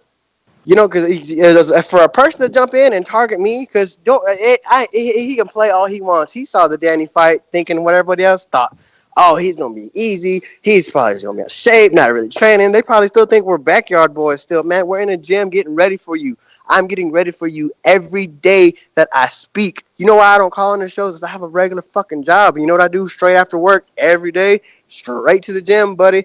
Boxing work every day. When I say I'm coming perfect and ready with my all, I'm coming with everything in this world, which you don't understand, my man.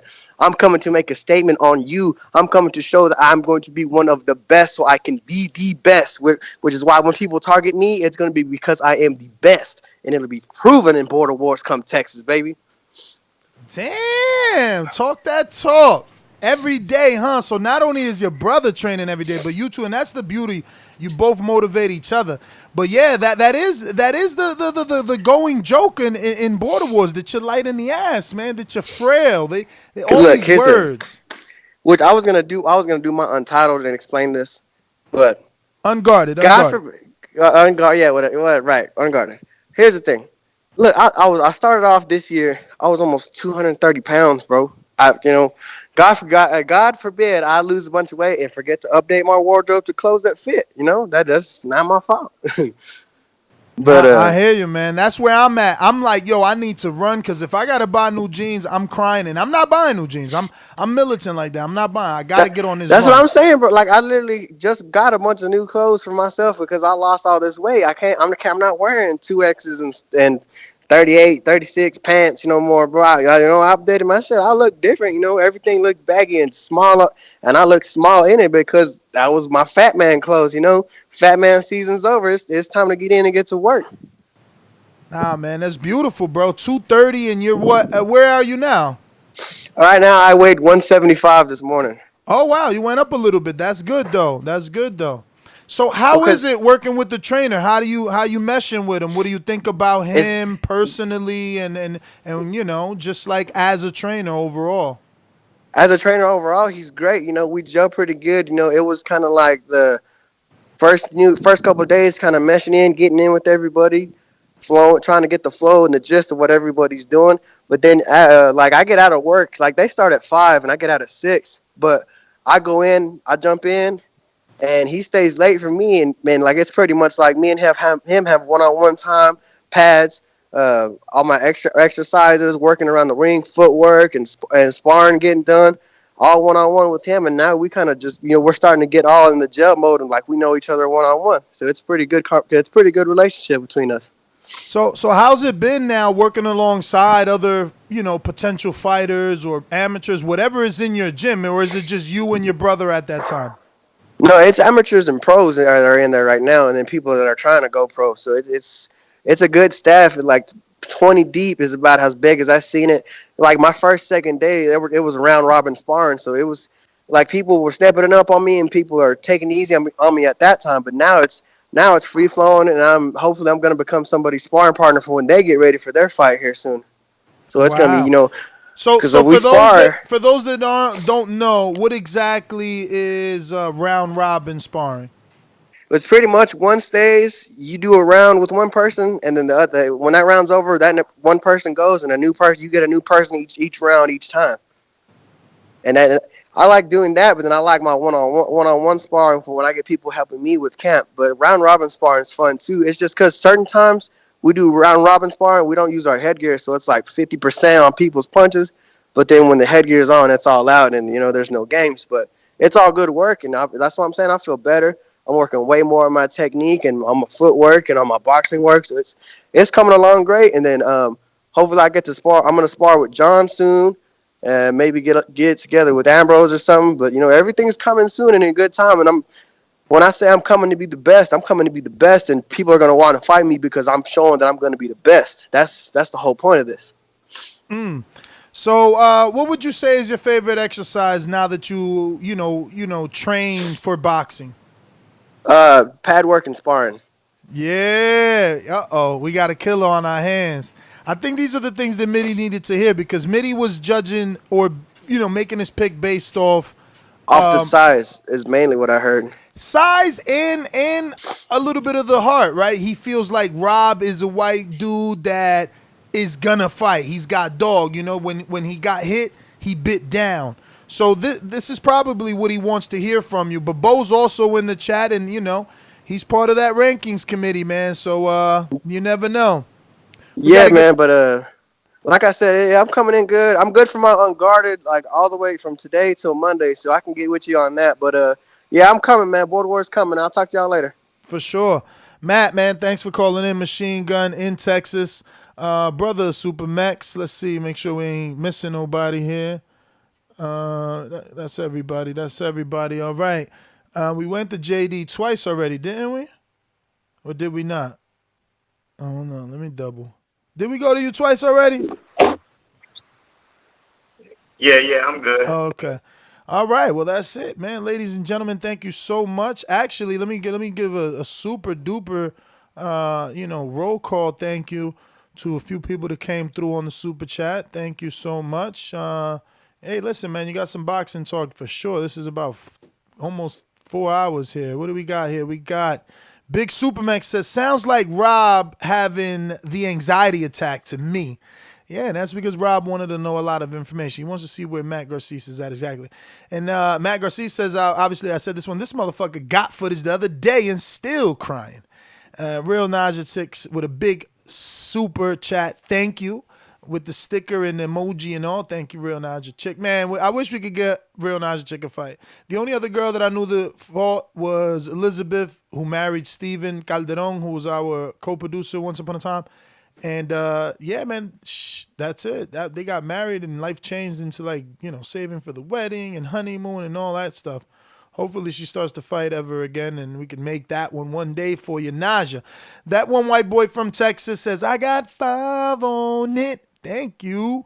And Kenyatta Ali, what it do? Hey, Kenyatta, I don't even know. Damn, I got to check. Let me check his text messages. Did me and this man, I keep forgetting what weight. He's another person. He already signed up as well.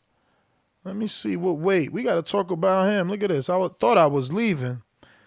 Where we at? Where we at? What up?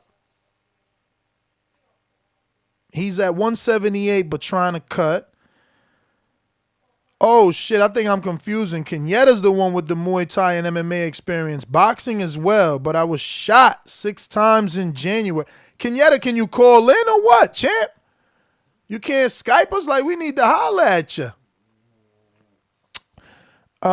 He says he was shot and had to recover and learn how to walk again and make it through basic train. Oh, yes, I did check your IG. You were in the Army. So I haven't had any form or ring time in over a year. That's right. He's in the Air Force, Reserve. And he hasn't seen any of the fights. No, he just found the Border War shows. And then I told him how to find the fights. All right. Doom. And I know he signed up, that's for sure. So he's talking light middleweight, maybe 154, 160, I'm guessing, with the cut. So that's Midi's division. Midi, he had experience. The thing is, are they gonna want you coming off the fucking bench, off the couch, Midi? I'm gonna text him, man. He's in the chat. Talk to me. He got my number. Talk to me. What up? What up? You want that Midi smoke? All right, we're going to leave that because I ain't going to be here for 5 hours. But there you go, Midi. That's another dude. We forgot he signed up. Damn, 175, Kenyatta Ali. That is right.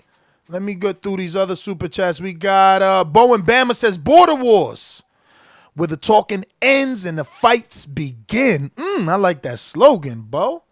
We might have to get somebody to drop that right there on a beat.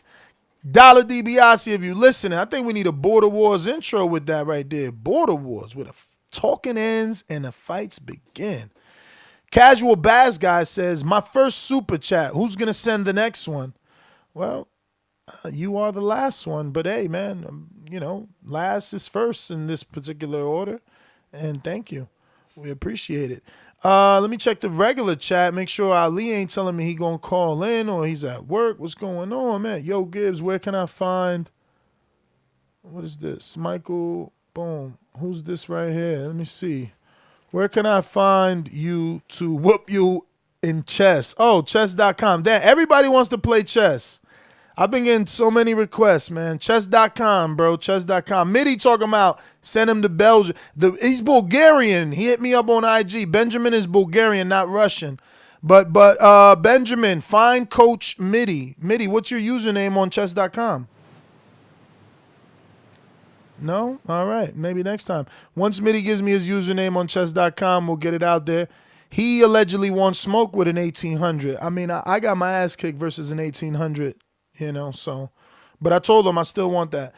Ness, please tell me when JD confirms so I can book my flights. I need to see his next ass whooping.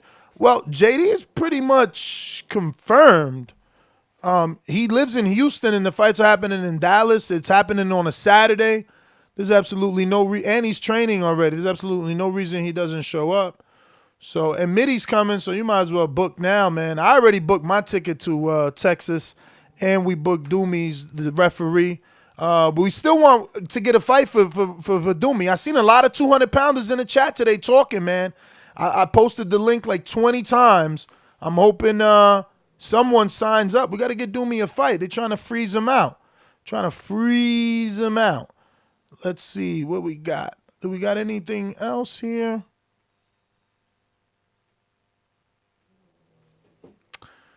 Let's see, Ali. Nope, nothing from Ali yet. And in the chat, what we got? Nothing from Ali. All right, well, that is it. Let me see. One last refresh here.